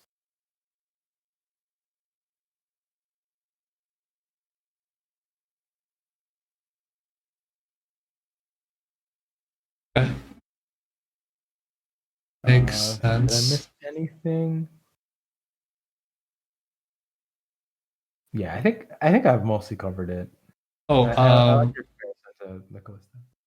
ideal Rumble setup.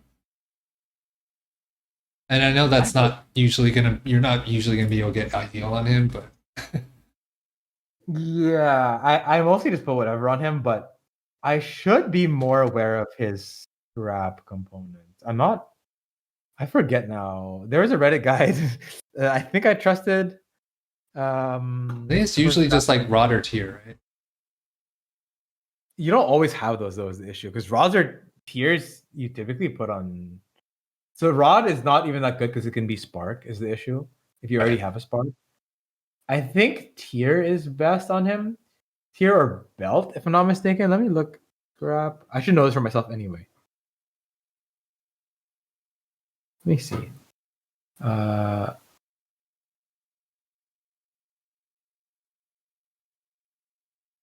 This is not showing. You know what I'm talking about? There was that one. Yeah, I have a. Scraps. Here we go. Okay, this is saying Rumble. So a rod can be Crown Guard, Spark, JG, or Deathcap. So it's pretty good, right? They're 1 in 4 of hitting Spark. Bow is actually pretty bad. I think Titans is one of his worst items. I think, compared to the rest of the items he can get. And so let me validate that in the stats just to be 100% sure. But if that is the case, you want to avoid chain or bow on him. Rumble, 6 scrap items. The stats don't mind Titans, but they don't love it compared to other stuff. Yeah, it's one of his worst items. So actually, it's basically his worst item. So yeah, don't ideally don't put bow on or chain on him. Glove is quite good. Glove is JG or Hodge, but it's hard to have extra gloves in that comp anyway. Cloak is BT or Spark, so it's not that great.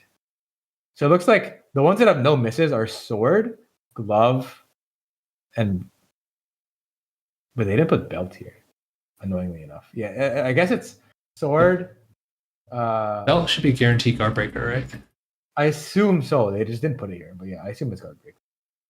They also didn't put the belt for Echo. Like, why didn't they just? Okay, yeah, it's kind of an annoying guide. They just left out some stuff for no reason. But we don't know, right? Because what if Rumble completes a belt into Redemption or War Mods? I assume it doesn't, but I don't know.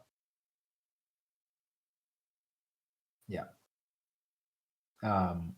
But yeah, I think the best for Rumble are glove, sword, and belt. But it's hard to get those left over. With rod being next best. Bow and chain being the worst.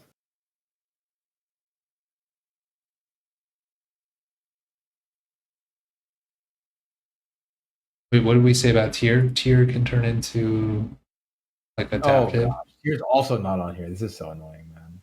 What even is this guide? Is there a way to see recommended things on this guy? Oh, I have another one. Tier is guaranteed Hodge. Yeah, let me share my screen with you.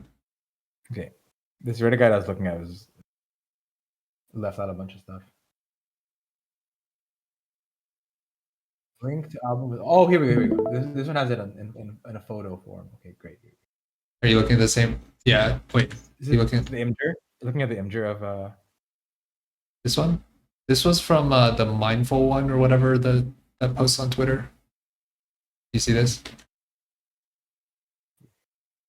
Oh gotcha. I'm looking at. I think I trust this one now more because what I'm showing on my screen is just showing up straight up the in-game thing.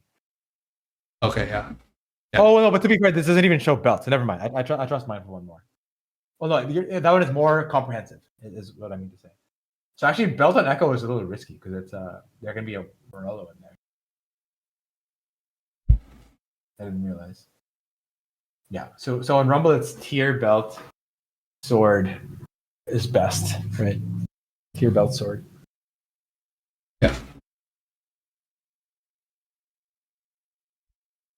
Tier belt. Actually, glove and tier, right? Although you'd prefer JG over Hodge if you have belt, sword, or glove. Yeah, and any of those actually. It's just kind of impossible to have leftover gloves in this line is the thing because all these gloves get used. I.e., Last Whisper, Echo items. Yeah, you'll never have leftover glove really.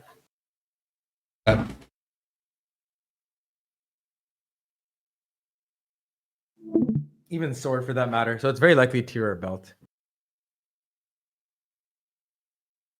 Yeah.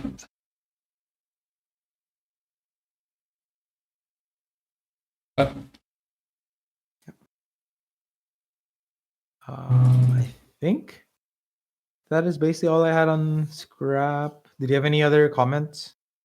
Maybe we can cover the top 4 versus like winning out approach before we go into the scrap game I have. Oh yeah, for your checkmate format. It's a little early in the patch, and I haven't played as many. I don't know how truly accurate my assessment will be of all the comps. Can you pull up My your meta sheet or my yeah, meta sheet stats? again? Okay.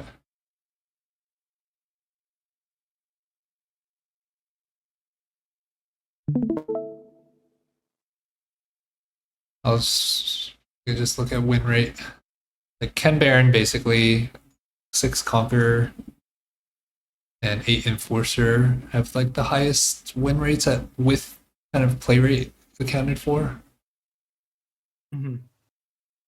I mean, this Emissary line has 16% win rate. The Swain Nami, I guess that you could consider that kind of mainly a Conqueror line as well, right? Uh, Early game. Sort of, not really. You don't really get a high cash out, but yeah, I would think I've seen this comp win a good amount. You get to like Swain 3 LeBlanc 2, you're definitely threatening winning the game. So I think it's not bad. I think this line, if you're trying to play it for a win, let's see. I mean, beyond The that's Urgot basically line, scrap. the reroll lines can still win. You just have to have like really good setup. So I don't think it's even awful to play, angle any of the reroll lines. Honestly, even the Renata reroll line has to be from ahead.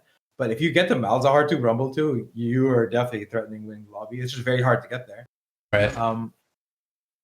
Zeri, not so much, right? Zeri, unless you have anger issues, like avoid Zeri if I have check. Yes, but right. Like, I think if your items are Rod, Bow, and it's Prismatic Party, like sure, then maybe you had anger issues with that. Or Prismatic, whatever ending, whatever it's called. Yeah. If you have some reason to believe you can get there.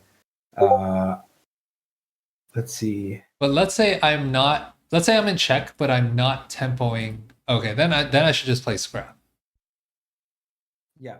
So like by default, if I have check, I should try to tempo if possible into one of these like high win rate lines. So Conqueror, Enforcer. Hopefully, I high roll like a emblem along the way. Maybe I could maybe I could hit this Swain thing if I play Conqueror early or Sorcs. And if I don't have any of those options, I should just default scrap. Yes, but if you find a one spat, play the spat line.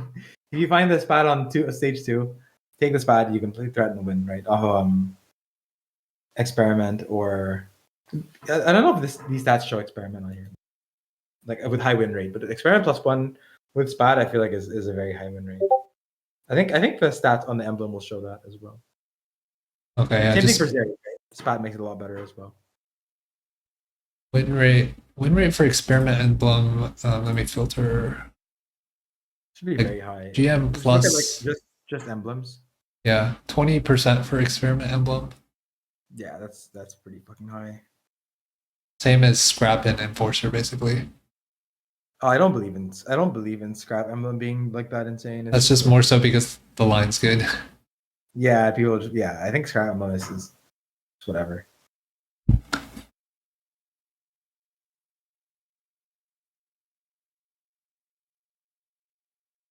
Okay, so let me just write this down. So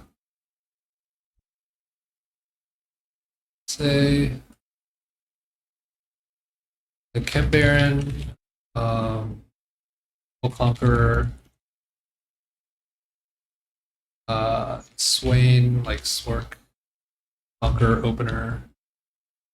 Otherwise, default scrap. Mm-hmm. Or spat into. You think spat with Twitch or mainly experiment, right?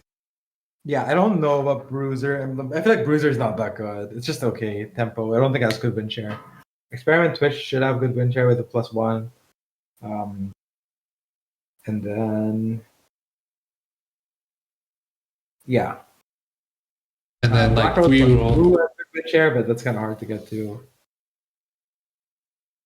Nada from ahead and Urgot like with the right setup. Like Unleash the Beast or like I think you have to have really good setup, but like if you have not like if you really just wanted to win and you're not sure if you have good setup for those lines, probably just don't play them then. If you really need the first. The other thing with reroll in a tournament check format is people could just like hold your units, right? Like so you get fucked really bad. Yeah. Is that really even that worse? I guess people have a hard time holding echoes because they're not going to get there. But yeah, that's true. That's true. You could get screwed in that sense. So it's like you really have to have the right setup to play reroll when you're in check. Yeah. Yeah, it depends. If you're the only one in check, then I think reroll becomes worse and worse because everyone is going to hold your unit. Whereas if you're like one of 3 people in check, it becomes a little less risky, right? Yeah, I think that's more of what it is. Reroll is just really risky if you're like one of only a few players. Okay, sounds good. Oh, Nocturne with range. How much win out potential have you seen that? I feel like you need to high roll it a lot, but it does, right? Because you can high roll. It depends on the portal, but you can high roll a lot of stuff about. You can high roll another range. Like you get double range on Nocturne. It can become really good. If you get +1 randomly, then range plus bat, I think, has really good win share as well. Yeah, I view Nocturne and range as being really good, having good win share potential. And you have other ways of capping, right? I've seen like title win with this in my lobbies where you get Nocturne range into TF3, Loris 3, or like TF3, Akali 3, stuff like that. Then you can definitely win lobbies.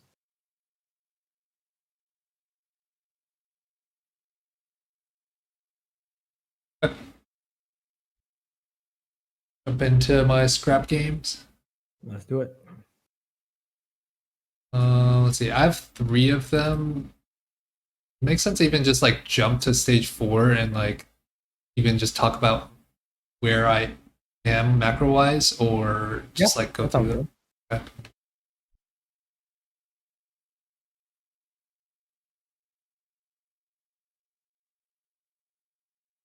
I only got outplayed to work on my machine, so. What were you using before? OBS. Oh, I see. Wait. Okay, I have to stop watching. Why is this not working?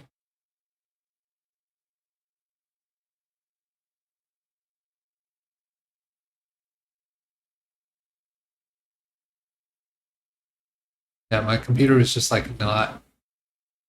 It was lagging too much. Okay, can you see this? Yes. Yeah, let's start with the first one. Just jump straight to stage. Okay, like 4-1 before I do the roll down, I guess.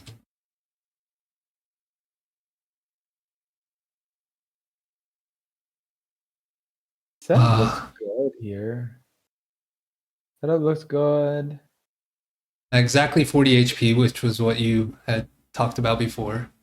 Oh, I guess your echo items are a little suspicious, but I don't know if that's your fault. Did you just drop a bunch of trash on Raptors? You have a lot of built-in. Yeah, I think this one I got. Yeah, I had a lot of. Yeah, let's see what I had before. I had belt vest. And then I got vest cloak. Vest cloak bow. What did you take off Karos? Do you know? I assume you didn't take any of those components.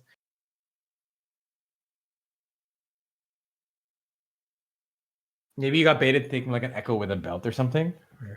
I don't even know that's a bait, to be honest. It might be correct. Echo with tier is, I mean, that's as good as you can. You have 2 belts. I assume you dropped that. What do you take off first, Caro?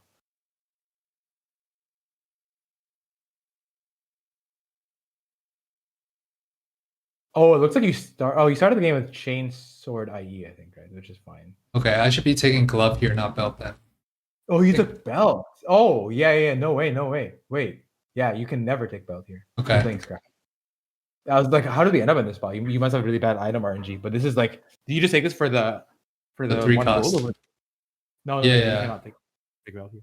Okay, so carousel priority, assuming I don't know anything about what my items are, should basically always be glove. Basically, sword and glove are like top. Yeah, always offensive. Imagine you had this glove. Now you have a guard breaker for your Echo. Your stage 4 is so much. Sword glove greater than like rod. I mean, it just goes to the. It's literally just part of the guide in terms of what you're saying for the 2 items for Echo, right? So if you look at the Echo items, Decap, GS, Gunblade, Hodge, Crown Guard, Guard Breaker. Like none of those are like you just look at the overlap of what works there and look at the quirky items, i.e. Last Whisper, GSDB. So you're only looking for sword, bow, glove, belt is like in there, but it's more so if you get a bunch of belts, you're kind of screwed. You get a bunch of chains, you get a bunch of cloaks, you're screwed. You can take infinite swords, bows, rods, gloves. Yeah. And so I would say that already screwed up your game. Yeah. A little bit. That doesn't throw your whole game, but because your item drops are so weird, now your echo items are hot trash.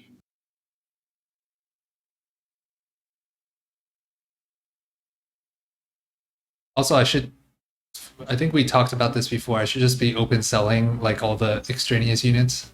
Yeah. Open sell. It makes it a lot harder to roll down here. You're Nunu, you're set. You're doing it. But do you hold Ambessa? I don't really put Ambessa as filler, but I mean you could. Oh, I would never make that. Oh, don't make that. The Camille, yeah, I wouldn't make that. You don't stabilize off anything but 6 crab. It's literally the Camille thing you said, right?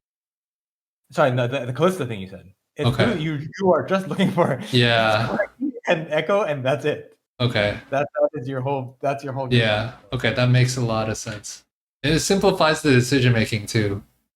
Yeah, I mean, and you will hit if you. I mean, you could have hit here. You're still sitting on a bunch of gold, right? Right. Like I think buy pair. I've actually even started to think that it's wrong to make at least 2 or buy 2 before finding the Corki or Echo. Okay. I'm pretty sure you're meant to not make those. Unless you have so much more gold that you're still expected. But like now your game is so hard because you did miss in the Corki. But given that I had 2 items first, like item collector seems decent. Yeah, it's not bulky buddies. Yeah, it's either. Yeah, it's probably item collector here. If I had a rumble, then mentorship's okay, right? I just don't know how valuable attack speed is in this comp. I think item collector is really better. Okay. And health is also like kind of mid. So you would not make this Elise? I'm not sure about that. The Ziggs, I would never make the Ziggs. Do not make that. Do not make Ziggs. Okay. You're unless you already have Echo 2 and Corki 2, don't ever make this guy. You're replacing him the moment you find Rumble, and it's just -2 gold to find your main units. You already lost so much gold. You made the Camille, you made the Ziggs now. I don't know, every gold matters here, right? Because especially you don't have. Yeah. And don't make Elise 2 or buy 2. I'm not sure. That I am theorizing. Okay. I wouldn't even hold Ilawi. Ilawi just -4 gold and cluttering your -4 gold and -1 bench or board space to make the clutter your mind. Yeah. I would just find that guy again when you find Rumble. I would never settle here. I would roll 0 for Corki. I mean, even if you have this guy to hold your items, you still need Corki. I mean, yeah, you're low rolling really hard here, but like you cannot sit on a non-5-6 scrap board. You go 0 every single turn until you have 6 scrap, and if you miss, you just bitch. Okay, so it's basically exactly like Callista. Once you hit your board, you can be stable, but if you miss 1 unit and you're fucked. Yeah, that's why you need Econ, and that's why you also basically don't have Warmugs in your Recon. Think of it that way. Your item situation put you in the spot where your Recon has. I'm trying to draw an analogy between your Titans, BT, Echo, and the Recon. Your Recon has Vow or something. Yeah, Vow and not one. Vow Sunfire. That's right. Your Recon. It's like, yeah, you can get away with it for a little bit, but not really. Okay. I'll show you another one. This one looks like you super low rolled Corki, so I mean we can't really do much about it. Yeah. But then, okay. Go to the next one. I can also show you some of my scrap games, and then we can. Okay. I should have after. Maybe I think we can get through my 2 other games if we just look at stage 4 pretty quickly, and then we go to yours. Yeah, sounds good. Oh, how did I end up with so many belts again? What do you take? We just look at what you're taking. Eye for an eye, salvage bin. Oh no, on stage. Oh, what are you taking? Okay. Stage 2 and stage 3. Caro. This will be very insightful. You should take the sword here. 3-cost sword. Over GP? Yeah. Yeah, over GP. Oh, you take a cloak here. Oh, okay, you have your priors are strong on stage 2, stage 3 Carol. You cannot take GP. You take component. You have to take sword or you must take an offensive component. You can never take defensive components in this line. Okay. Yeah. Let me see what we took on 3. Stage 3.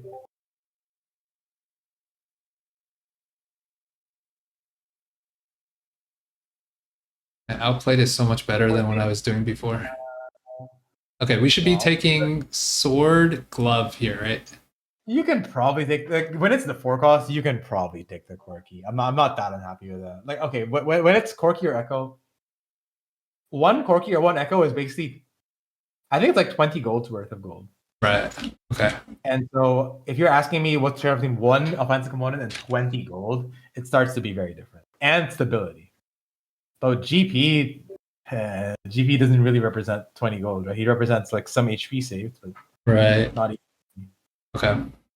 But yeah, this is why your items are looking so bad. Right? Yeah. It's because your stage 2 are questionable. Okay, that's really helpful. And then let's look at the roll down. This is Crab Rave, so a lot of extra gold. You're selling stuff. Okay, you have basically the board. You can start rolling. You can start rolling there already. Right? Lose 1 econ, but it's sure whatever. I would keep rolling here for sure. Right, you're fixing items, which is not the worst as well. Do you not pick up Alawi? Or okay, we talked about this, right? I think this is good. I think this is fine. Itemized G. Well, we talked about exactly the scenario, right? The GP2 versus the Corky. Would you put the Elise in with and itemize the GP2 or itemize the Corky one? Because I don't have any removers. You didn't hold Ergot as the issue, and so here it's. I have an Ergot shot.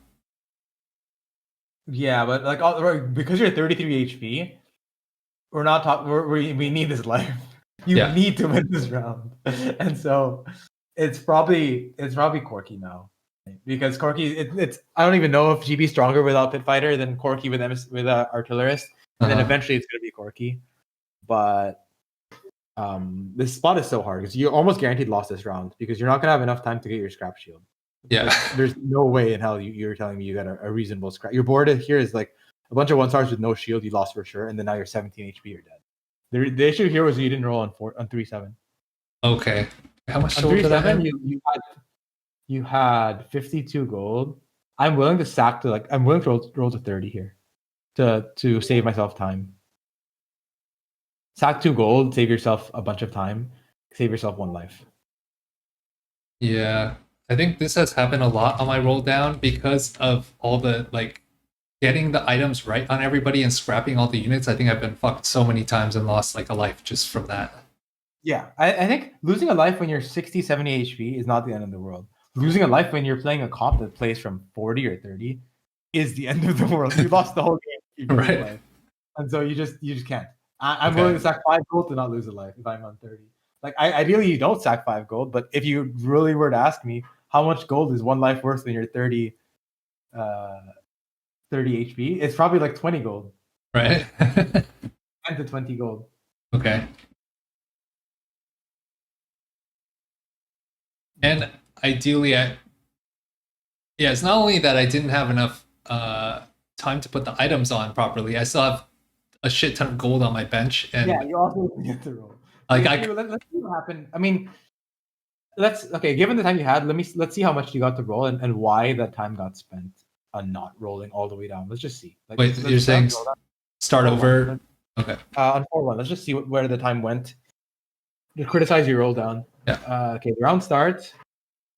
Okay, roll. You bought a Jinx. That's wasting some time, but whatever. Okay. Not in the world. Let's see. You're pausing for what? Okay. I think the salvage bin also fucked me. I was like. Oh yeah. Okay. Oh, you have salvage bin. Okay, you have to burn time on 3-7. You must. And then should I also sell the? I was also thinking, should I sell the powder to move it over to Rumble, the Crown Guard?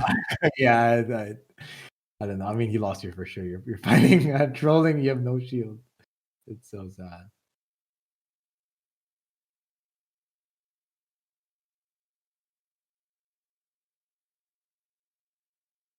Oh, also here.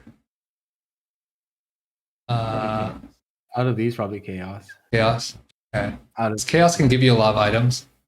yeah, I don't like these left and right here. Oh, right is not bad. Right is lower variance than middle. Sponging, do you have spark? You don't. Yeah, I don't mind right. I also didn't mind middle there, but I think you have enough melee items already. I missed on the anything that gives me armor MR.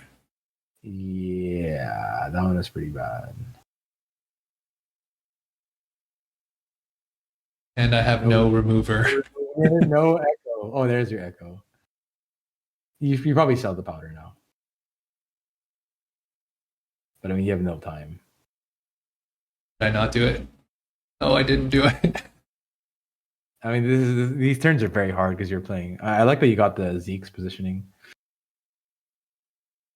Guard breaker or GS. Yeah, you can't go wrong with guard breaker. Actually, I should have been thinking about how I could remake that item to like fix my tank. Yeah, there's not enough time for that. I was so dizzy. Okay, this will be useful. I think I've played games where I've missed everything and I don't think I end up dipping to 11 that often. But I played a lot of scrap games. Hopefully I have my vaults up. But let's look through when you're basically dead here. Okay, I have one more. Okay. Oh wait, no, I have two more. Sorry. Okay, let's look at my carousel. Yeah. First pick. I should be taking sword, glove, rod. Yeah. Well, what units? Yeah. Why are you not taking sword? 3-cost sword. I think I just didn't. Oh, that guy wanted a speech, and he was. There's no way, man. That's not your job. That's not your job. Just let him. Whatever. My man, I'd be so upset at you if I was that guy. He was upset at me. Sorry, smiling. I think I was also thinking I could still place like ambushers, but ambusher crest, man. The EV is so. That's true. Your setup is so good. What doesn't kill you? Oh my god. Okay, let's go to 3-5. Watch us now end up with like a surplus of tears. Your items are looking okay this game though. This is too. Okay, I want sword. Okay, Corky sword. I mean, yeah, that's pretty odd. Why are you 44? Okay, this is a bit low, I think. Oh, your what doesn't kill you. Your what doesn't kill you. That's not. And then we'll go to. But this Corky, you should be sort of back. So, learning from last game, I should just level and start rolling a bit. If you sold Leona, yeah, I would already sell the Lorna, sell the Leona, sell the two guys, sell the you could. You sell everything. Sell this Meech. You could. I would have already also removed the Corky. Save time. Well, these items look pretty good. Sell stuff. Sell everything. Oh no. Oh no, your bench is too slow. Your board isn't that weak though right now. So if you slow down here, it's not the end of the world. But here I would. Yeah. What do we say? Open. Oh, I should move the tier from the digs. I don't like this as much because you don't have magic shred. I feel like I would have preferred. Oh, spark. I would have preferred spark GS. Yeah, because you would still get 2 items on your echo, and you still have the optimal setup that we had said, except in addition you would have shred. Whereas the way you set it up now, you just don't have shred for no real reason, or with no benefit. I mean. You also lost time, and you could have won this round easily if you put all these items on. Yeah, and I should not be holding. I should just stop holding the Vise and Elise's. Oh, Vise, you definitely hold Vise. It's just you just have other stuff on your board is the issue. Oh, okay. I should hold Vise. Okay. Yeah. Vi is I think I have that in my guide. Vide and Elise are it's a Loris that you should have sold. There's still a Loris in your board, bro. I don't know what the Loris is doing on my board. And I should not have built this Ziggs too. I'm pretty sure we're already basically stable here with the Echo 2. I think this is over here. Overrolling. As soon as you have the Echo 2, I feel like I would look at matchups as soon as I have the Echo 2. Okay. Although, to be fair, you are sitting on Corky pair, so probably not. This is probably fair. And I think it was like at least 1 or 2 way contested. You're just not seeing the Loris. Oh man. Oh, you already had the dupe as well. Yeah, so I should have just I should have just duplicated. What am I doing? Oh my god. You forgot you had the dupe, but it's just like I've done that before. Oh my god. This actually happened to me earlier today. I was playing Urgot reroll and I rolled 50 gold and missed Urgot because someone else had Urgot 3 and I just realized I had duplicator. I've done that. Don't worry. Okay. All right, last one. Stage 2. What did I take? This is salvage bin again, I think. Okay. Oh, I'm last pick. Should be glove. 3-cost glove or bow. Glove, bow, tier. Yeah. Okay, I got the glove. Good. Finally got one right. You did make a rage blade, but it's not the worst thing in the world. You have salvage bin. Never mind. Okay, you now take sword or rod, I think. Or bow. Any of those I'm like. Okay. All right. This game looks better. Okay. Yeah. See how much. I'm way more poor this game. What were your 3-2 options in terms of augments?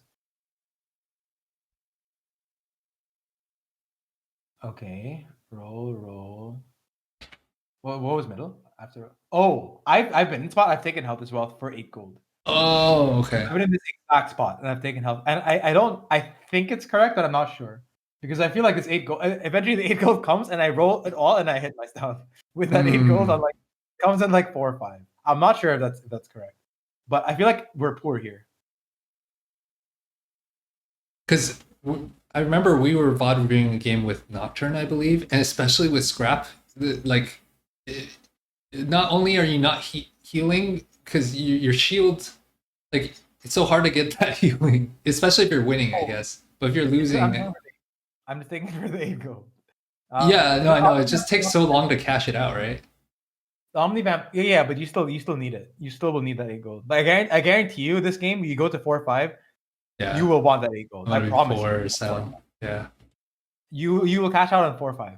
And I promise you will be like, please God, can I have 8 gold right now? Yeah, I think you take this. You always take this in this comp. I'm pretty sure. And I'm also contested this game too. I mean, you're pretty much contested Scrap every game, right?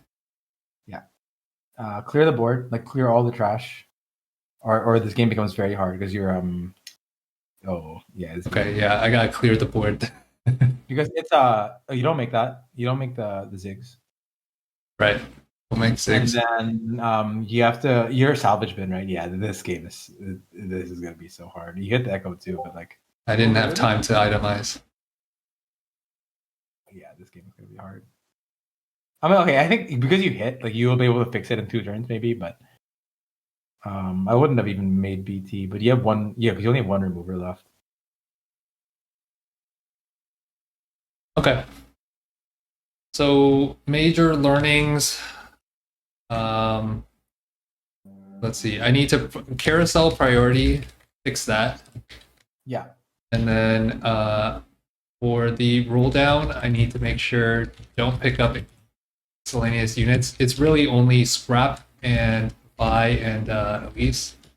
Mm-hmm. And then if I'm rich, if I'm rich and low HP, like let's say less than 40 HP, then I should roll down on 3-7. You also get the benefit of rolling uncontested, but like you just save time, right? Which you need time in this one. You cannot afford to play like not like on thin margins. Yeah, especially to itemize. And then don't make what was it, Ziggs 2 And then consider not making these two and buy two, especially if contested. Yeah. Okay. Okay, I mean those tips alone, I think probably would save me like fucking average of 2 placements across all of those games. Yeah, I think just selling a lot of the stuff would really help to just make your roll downs go better. I think I have some examples of doing just that. Okay, yeah, you can drive now. I don't know if showing you like my carousel picks is that. I mean, you think that can easily be verbally shared through. Yeah. Just take the offensive stuff.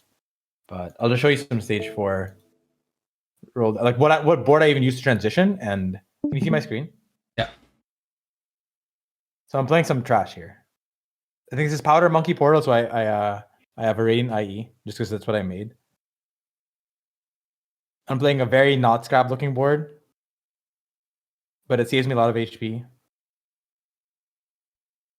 I don't like these options, so I just take items. But it's more so just on execution of the roll down. I don't consider myself a super fast player, but look at what I do first. The fuck? Why am I not selling my board? What the fuck am I selling? Sell my fucking board. Boom, boom, boom, boom, boom, boom. Okay. Okay, there we go. I don't so make you weren't even holding like powder and trundles along the way. You just try to find them. Oh. I think I tried to. Oh, I'm just a beast. Let me say I rolled 0. I rolled 0 here, and do I get all my items on or no? Surely there's no way.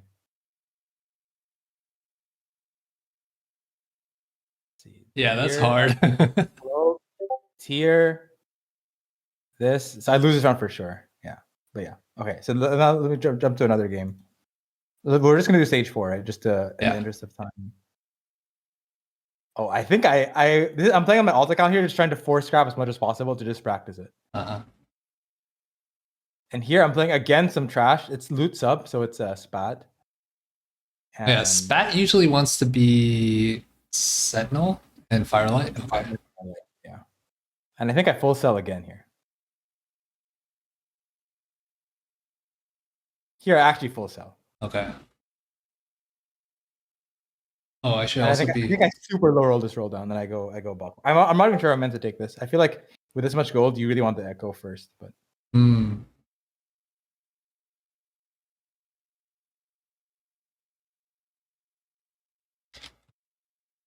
Yeah, I think I super low roll echo here, but like it's whatever.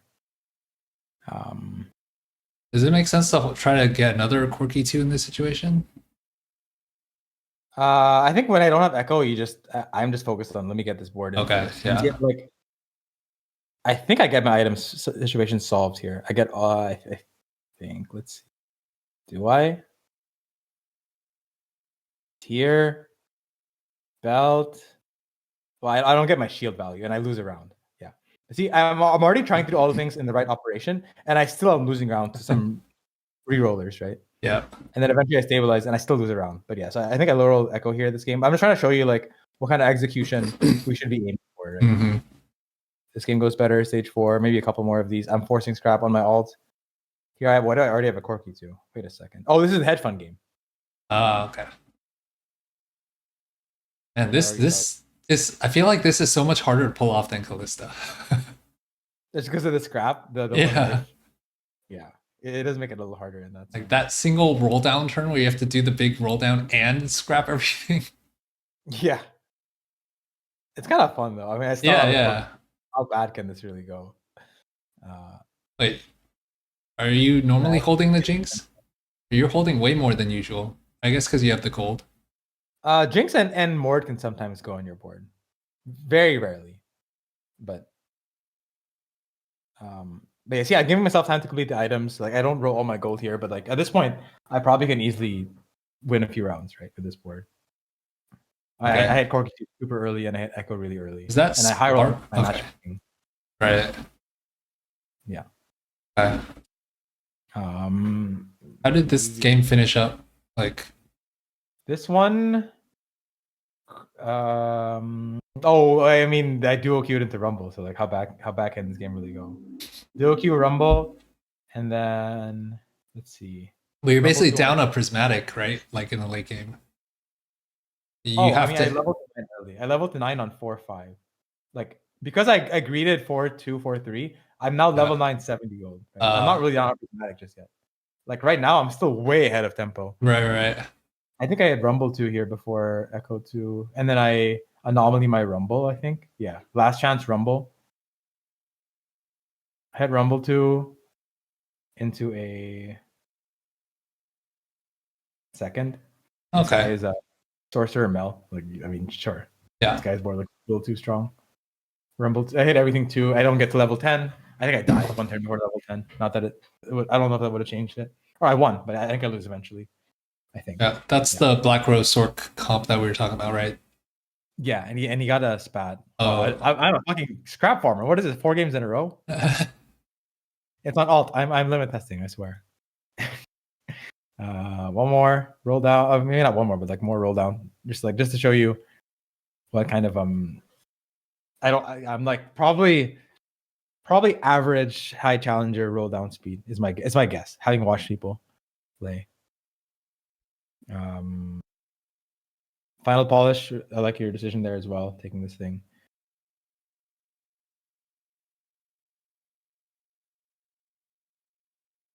I didn't know what to take here, so I just take stats, offensive stats.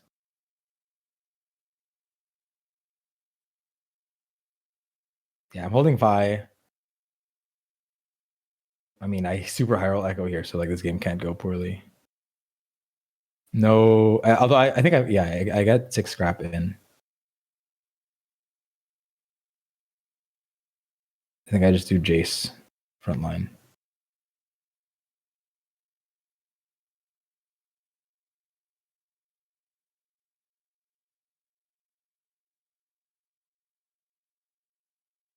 But items here are really bad, right? Yeah. This time.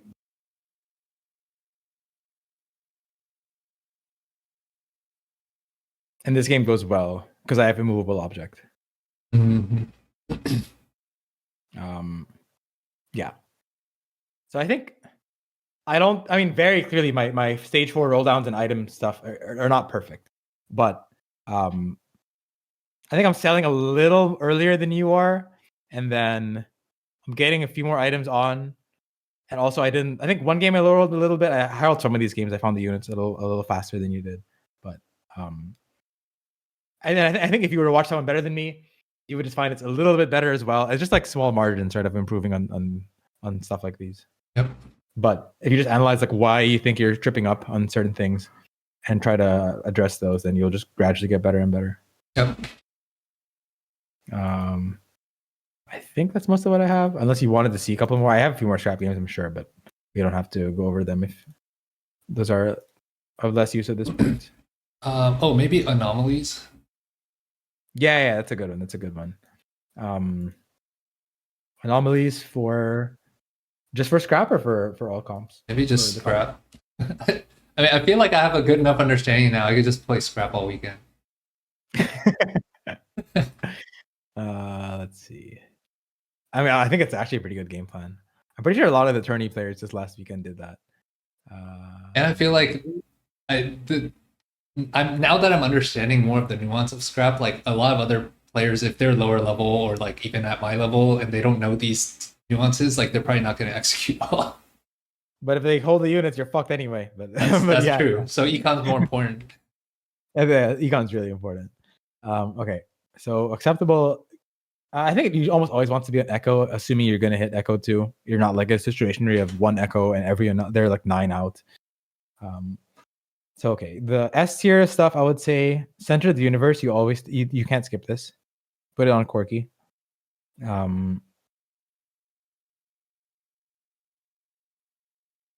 I think this is takeable, but I'm not truly sure. Comeback story on Echo. Yeah. I don't think you put this on Corky. I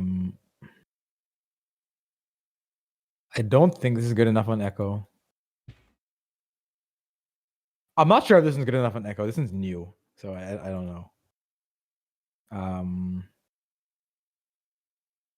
So the ones I know are really good on Echo. Deep Roots is very good, but if you get Firelight Emblem in the late game carousel, it becomes worthless. So it's kind of annoying in that sense, but it's very good. Diving in is good enough on Echo, I think. This is a comp where I've seen Dishop skip this dramatic entrance. Oh. I don't know if that's correct, but I've taken it once and it felt fine. I just put it on. I put it on Tristana. Just because, I mean, you don't really want your shielded units to not shield. Oh yeah. I think I won that game. You don't want it on Elise either. You want Elise to stun, right? So like, who are you putting it on? I don't think you take giant-sized Echo. Oh, infectious anomaly. I'm pretty sure you always take this.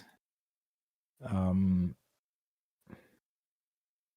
don't think you take this on Echo because 60% AS doesn't sound that good. You always take last chance on Echo. I've seen Dishop take this on Echo. I'm not sure. I'm not sure about this one. I assume it's good enough, but I'm not sure. No.